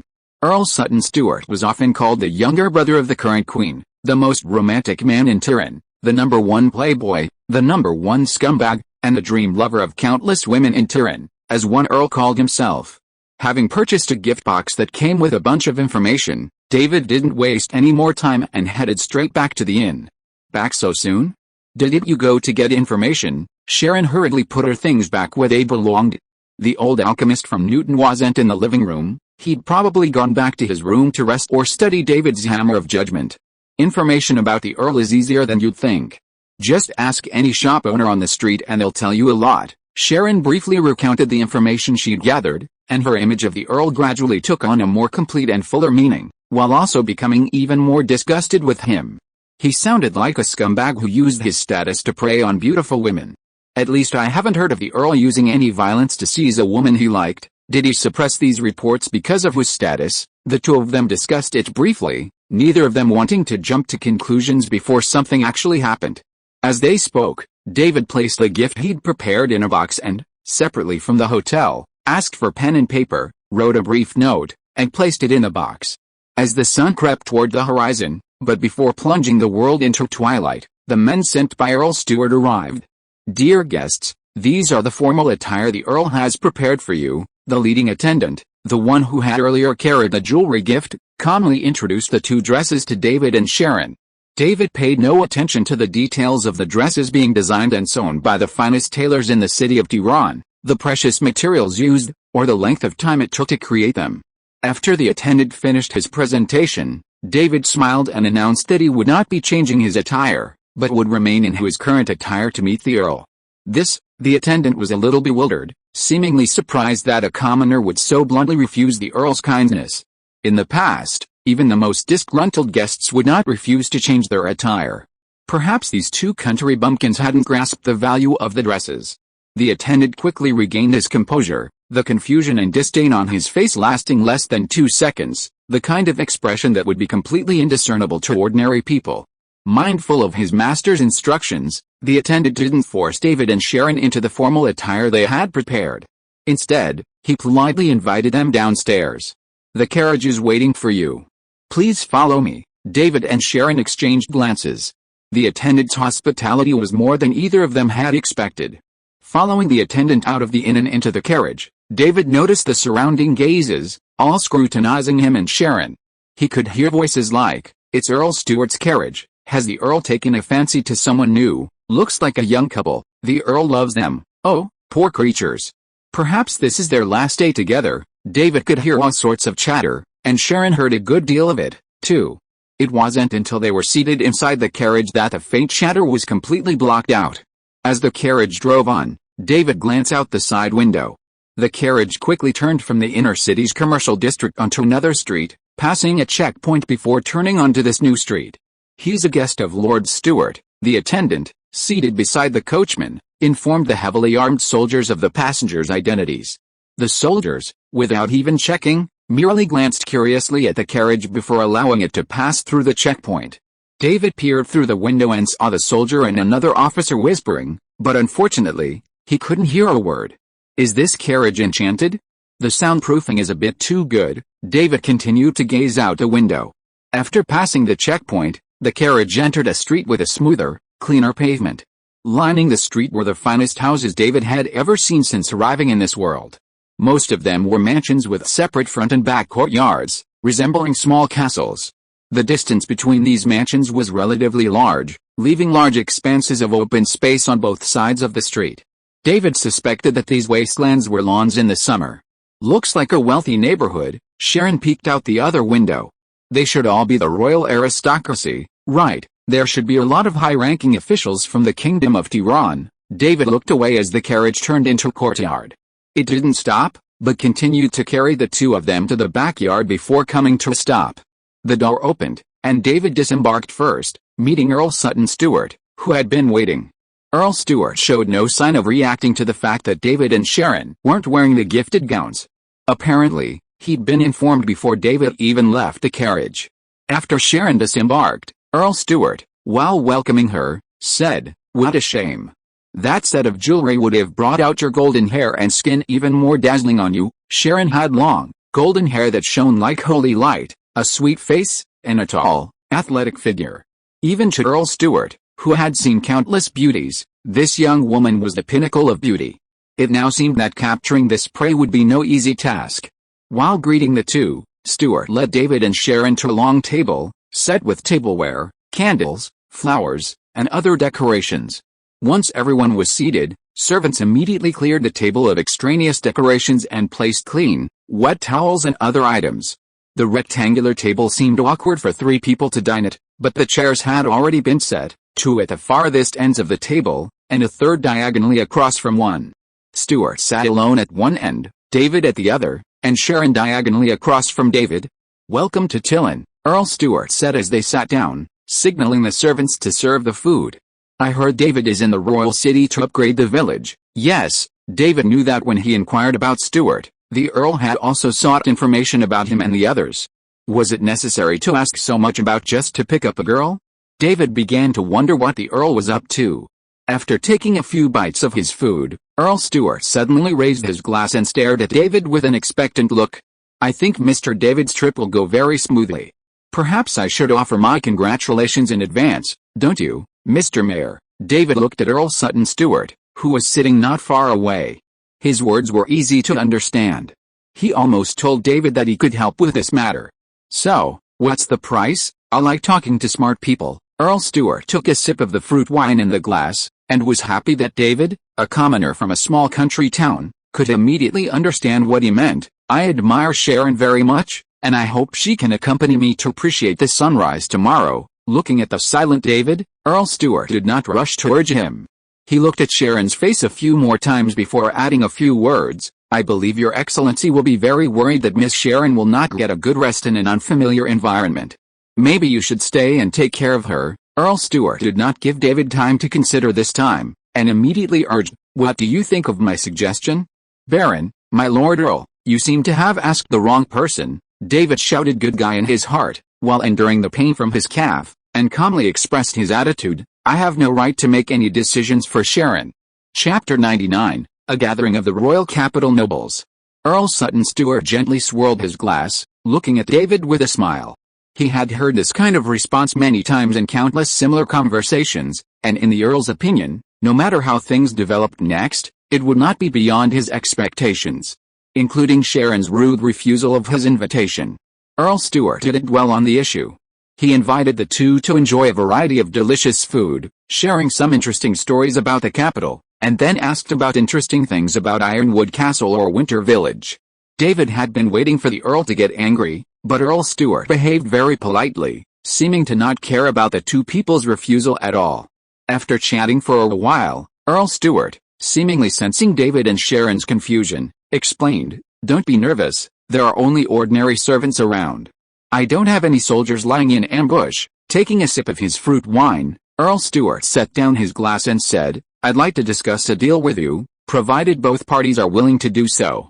I have no interest in forcing anyone. David felt a surge of complaints as he listened to the Earl's boastful words, but he forced himself to hold them in. Sharon, too, felt a flood of complaints about the Earl. Though she didn't say anything, her expression of frustration was unmistakable. Noticing Sharon's expression, Earl Stewart remained unperturbed. A perfect deal is one where both parties agree and get what they need. You can relax and enjoy this dinner. If it's getting late, you can stay the night at my place. I think it's best not to bother you, Your Excellency, David said, declining. He wasn't prepared to spend the night at the Earl's house. Sharon, likewise, wouldn't stay, even if the Earl repeatedly emphasized, I can't do anything. She had no intention of staying. After a strange dinner, David, Sharon, and the Earl strolled around his gardens for a while, chatting for a while before returning to the inn in the carriage the Earl had arranged for them. As the carriage disappeared into the night, David and Sharon stood at the inn doorway, staring at each other. Just sending us back like that? Sharon still found it hard to believe. She wondered if the Earl had any further plans. Sharon couldn't figure it out, but David vaguely guessed the Earl's tricks, fishing techniques. Your previous feeling about the Earl was not wrong. He is indeed a guy who likes to play with people's hearts. What do you mean? David waved his hand, and returned to the suite with Sharon. After closing the door, he continued his previous words, the Earl's target is not just the two of us. David tilted his head and pointed in the direction of the window. It also includes ordinary people in the royal capital. Sharon thought for a few seconds before she realized what David meant. At the same time, she also thought of what tricks Earl Stewart was playing. You mean, if we accepted the Earl's invitation, even if it was just for a simple meal, all kinds of rumors would spread? That's right. Fortunately, we didn't agree to stay overnight. I'm afraid it doesn't make much difference whether you agree to stay overnight or not. David didn't go to the window, trying to hear some people's discussions. Even if he didn't listen, he could guess what they would say. But won't this damage his reputation? Sharon had already imagined the kind of discussion the Earl's actions would generate. Thinking of his reputation in the capital, and comparing it to his performance tonight, she began to wonder how much of the rumors were true. Were they all deliberately fabricated by the Earl? Sharon, after all, was a young woman who had never seen the true evil of human nature. Given her upbringing, she tended to assume the best, not the worst. So when she saw a possibility, she would assume the person was good, habitually dismissing all rumors as fabricated rumors. David, However, wouldn't do that. He also noticed Sharon's misconceptions and immediately warned her, those rumors are likely to be both true and false. Don't assume that just because we rejected the Earl's offer, everyone else will, huh? Sharon looked at her with a look of how could that be expression, once again revealing her inexperience. She hadn't considered such a possibility. Really, would anyone agree? From our conversation at dinner, it's clear that the Earl's proposed terms are exactly what the other party most desperately wants. If David didn't have a bit of time traveler's arrogance, symptom, and the backing of the golden finger, he wouldn't have dared to refuse outright.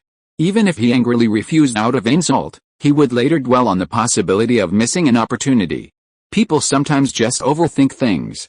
Furthermore, the Earl had a follow-up tactic, gossip. Regardless of the truth, even if it was just a night of stargazing, gossip can have a lasting impact, causing immense psychological stress. I didn't do anything, why am I being said like this? For a couple, the impact is even more devastating. These rumors could arouse the suspicion of those closest to them, igniting conflict between them. In a state of rage and confusion, one's mind might have easily gone to the other extreme. If I'd known it would turn out like this, I should have agreed. And then, without a clue, I was led away by that Earl of Sutton Stuart. Listening to David's analysis, Sharon suddenly felt a chill run down her spine. Even though she was still wearing thick leather armor and a thick fur cloak, she couldn't feel the slightest bit of warmth. What a terrifying person, yes. The standard template for a supervillain. David nodded in agreement, only to find Sharon staring at him intently. What's wrong? You're terrifying too. David spread his hands, a puzzled expression that looked like, what's this got to do with me? No ordinary person can think of such things in such a short time. Sharon looked at David. She had never imagined that he was so good at manipulating people. Read more books. Reading really broadens your horizons. David stood up, walked over to Sharon, and patted her shoulder. If you really can't get into reading, watch a few movies. You'll find that trick is almost overused. This time, Sharon was speechless. She had never imagined that one day she would be lectured by a small village chief living in ancient feudal society, telling her to read more and watch more movies to broaden her horizons. Before she could say anything else, David had already returned to his room and closed the door. Sharon sat there, contemplating the closed door for a long moment before returning to her room to rest. The night passed in silence. When Sharon left the next morning, David had already gotten up and left the hotel for some unknown reason. Sharon finished washing up and watched the hotel waiter furtively at her as he set out breakfast. Only then did David stroll back. What were you doing out so early? I got up too early, so I just went for a walk and got some fresh air. David sat down at the dining table and answered Sharon's question. He turned to glance at the old alchemist, Newton, who had clearly not slept all night. Did you get any rest yesterday? I'll get some rest today. The old alchemist frequently conducted similar research and knew his body's limits. Are you going to use the hammer of judgment? Probably not. David hadn't figured out what to do next and seemed to have no choice but to wait for news. He had hoped someone would tease Sharon and make some news. Now the news had indeed come out, but it was completely different from what he had expected. He glanced at the waiters as they set down breakfast and prepared to leave. He was very familiar with the curious, sympathetic, and envious looks they gave him. He had felt them countless times since leaving. After the waiter left, Sharon looked at David with a puzzled expression. She felt she could find the answer to her confusion from him. Did I see things wrong? I understand curiosity and sympathy, but why do I feel envy, even jealousy, in these people's eyes? Because they think we've received generous rewards from the Earl. Just as Sharon was unsure how to react to this situation, Earl Stuart arrived again. I see I've disturbed your meal again. I'm truly sorry. Sutton Stuart remained polite. He apologized upon entering before stating his purpose. I'm here to invite you to our party. David was about to speak, but Earl Stuart spoke first, saying, don't be so quick to refuse. Many nobles from the capital will be attending, and even His Majesty the King might be there. Sharon, who was about to refuse, swallowed her words when she heard the king might be there. She turned to look at David. David was also looking at her. Although neither of them spoke, Sharon immediately understood David's intention and nodded. Although Sharon had already said she didn't mind, David still wanted to understand. I'm curious, why did the Earl invite us to this party? This is in return for the gifts from yesterday. Earl Sutton Stuart's eyes were shining, and he was particularly enthusiastic about David. After seeing the gifts, I realized that a true confidant has finally appeared. Chapter 100, An Unexpected Gain. Although Lord Stewart was warm and welcoming, as if David were his long-lost half-brother finally reunited, David felt anything but joy. He felt that becoming Lord Stewart's lifelong confidant was more like a curse than a curse. With an awkward yet polite smile, David briefly chatted with Lord Stewart, inquired about the gathering, and then accepted the invitation. However, David then politely declined the invitation to visit Lord Stewart's home and personally escorted the Lord out of the inn. David stood there for a few moments, watching the Lord board his carriage, then immediately turned and returned to the inn. Newton had already retired to his room, leaving the hammer of judgment in the living room so David wouldn't have to knock on his door when he needed it. Sharon was waiting for him to return, presumably with some questions for David. David simply waved his hand, pausing her to speak. As Sharon watched, he sat down in a chair by the window, pulled an electronic device from his waist bag, and inserted the earphones connected to it into his ears. Sharon blinked and observed, immediately realizing what David was doing. David was holding the receiver for a bug. Sharon wasn't surprised that he had acquired it, she was simply curious about when and where he had installed the device. The carriage, David nodded. Sharon walked to the doorway, leaning against the wall with her shoulders folded. Having already tuned into the signal, David listened carefully to the sound coming from his earphones. He wasn't sure he'd hear what he wanted to know. But he had nothing to do anyway. What if he got lucky and overheard something useful? Especially when David noticed that Earl Stewart wasn't alone in the carriage. After a period of silence, voices of conversation began to appear in the headphones. You should insist on inviting that young man. This is different from what we agreed on. A man in a clean dress sat opposite Earl Sutton Stewart. His dress was different from that of the attendants, but under the cover of Earl Stewart's gorgeous dress, it was easy to be overlooked. You should understand that this person is a good chess piece, you are taking it for granted. With that young man's character, he will not agree if I insist on inviting him. Earl Sutton Stewart closed his eyes as if he was resting, and did not even look at the man opposite. I have seen many young people like this. You have to trust my judgment. If it weren't for you, I would even wait a few more days before looking at him, and I would not invite him to the party in a few days. I believe in your judgment. I have seen many vivid examples over the years. Your judgment of people is always so accurate, so, what are you worried about? Are you afraid that someone will get there first and steal the credit? Earl Stewart opened his eyes slightly and looked at the man in front of him. Don't worry at all, Biram. Your companions will never succeed. Biram said nothing, though a slight expression crossed his face for a moment.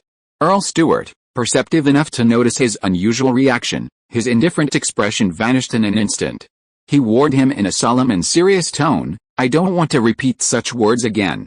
Go back and tell your companions that the Kingdom of Tiran is not the Holy Kingdom of Gaunt. This is not a place where you can act recklessly. Biram said nothing more, allowing Earl Stewart to vent his displeasure. Realizing that no more words would be of any use, Earl Stewart snorted heavily and closed his eyes again, pretending to sleep, trying to recover the energy he had expended the previous night. David opened his eyes, removed his headphones, turned off the receiver, and put it away. Once David had finished, Sharon approached him and took a chair across from him. What's wrong? Out of range? You were actually testing the reception range this morning. Sharon suddenly understood why David had gotten up so early. Yes, David had risen early that morning, determined to see where he could pick up the signal from the eavesdropping device in the Earl's home. Sharon suddenly became curious. How many eavesdropping devices had David installed? 2. David raised his hand and made a V sign. One in the carriage, and one on the dining table. Sharon nodded. She didn't question the carriage's reason for the bug. When she discovered its excellent soundproofing yesterday, she had also thought it would be a good place for private conversations. Furthermore, the carriage's constant movement prevented anyone from lurking nearby, further reducing the possibility of eavesdropping. However, Earl Stewart, no matter how cautious he was, could never have imagined that someone could eavesdrop on his conversations using advanced technology from another world. Did you get any useful information? The Earl is collaborating with someone. David suspected that the man named Biram was sent by the temple, and that these temple members seemed intent on causing trouble in the Kingdom of Tiran. The specifics of the incident weren't difficult to guess. The Kingdom of Tiran was the only human kingdom that didn't revere the temple. Anything the temple would do to expand its influence was unsurprising. Collaborating with the Tiran nobles was a perfectly natural choice. Sharon, recounting what she had heard, shared a similar hypothesis. Furthermore, this man named Biram seems to have set his sights on us. Why would he target us? What's so strange about that? If they can't make a breakthrough in the Tiran capital, it's understandable they'd try another tack. Based on this eavesdropped information, David found the assassin's appearance less surprising. Since the temple could send forces to collaborate with the powerful in Tiran's capital, they could certainly also collaborate with those in Iron Tree Fort. The assassin was likely sent by a noble there to target David. The assassin likely thought it was just a small favor, but didn't anticipate running into David's thorns. Who is the mastermind behind this? The Forest family was the most likely suspect. First, occupy the more remote areas of the Kingdom of Tiran, and then, through these areas, influence the capital. This time, the man named Biram seemed to be considering listing his winter village as an area for occupation. From the conversation between these two, it seems that the people sent by the temple to the Kingdom of Tiran have many internal conflicts. Sharon also noticed this situation, but she didn't know whether it was a good thing or a bad thing for David. Of course it's a good thing. If it weren't for this, why would the Earl come to us so quickly? It was clear that the Earl's attitude towards the two men had undergone a drastic change, from two new toys to targets to be conquered in order to maintain the relationship with his partners. The key to this change was Biram. This change in role positioning also gave David room to maneuver. If I'm not mistaken, at this party, Earl Stewart will most likely actively promote the upgrade of Winter Village to Winter Town. Well, he will also make you a baron. Well, that shouldn't be the case. The Earl likes to play with people's hearts, and he must understand that he can't put all his chips on the line at once. Giving benefits bit by bit and continuously is easier to build long-term relationships than paying it all off in one lump sum, and it is also helpful to implement various plans later. By the way, did you anticipate this situation? Sharon and David discussed it for a moment before a sudden realization struck them. Otherwise, why would you have installed the bugs? How is that possible? I don't know. Prophecy. Fording had jokingly called him a prophet, and Varian had even trusted his prophetic status. But David's prophetic powers only applied to familiar worlds, not here. I just randomly installed 2 bugs just to be safe. He figured installing 2 bugs wouldn't be a big deal, and perhaps they would yield more information about Earl Stewart. With luck, he might even hear how the Earl planned to arrange him and Sharon next, allowing him to prepare for any eventuality. The information he'd heard today was pure serendipitous. You're incredibly lucky. I've always had good luck, David nodded, accepting Sharon's compliment with equanimity. After all, not everyone gets to live 2 lives, gaining cheat codes in their second life, receiving help from familiar figures from their past lives, and mastering mysterious powers once only accessible in games. If everyone thinks they are unlucky, then what does it take to be lucky? At least SSS grade. Yes, absolutely. Sharon agreed a few times and then seriously thought about the information she heard today.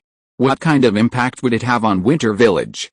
Furthermore, what kind of impact would it have on herself?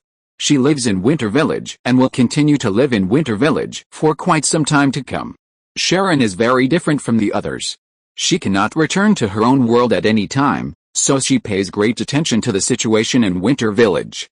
As she was thinking about it, she suddenly thought of a problem she had overlooked. It seemed that ever since the appearance of Earl Stewart, her identity had been misunderstood. Because of her dislike for the Earl, she had never explained to him that her relationship with David was not what he thought. It seems like I have suffered a loss, but it also seems like I have not suffered a loss at all. End of this chapter. Thank you very much for reaching the end. Don't forget to like. Looking for more exclusive content and immediate access? Subscribe to our Patreon. Remember, every like, subscription, or donation encourages us to continue. Thanks to everyone. See you in the next video.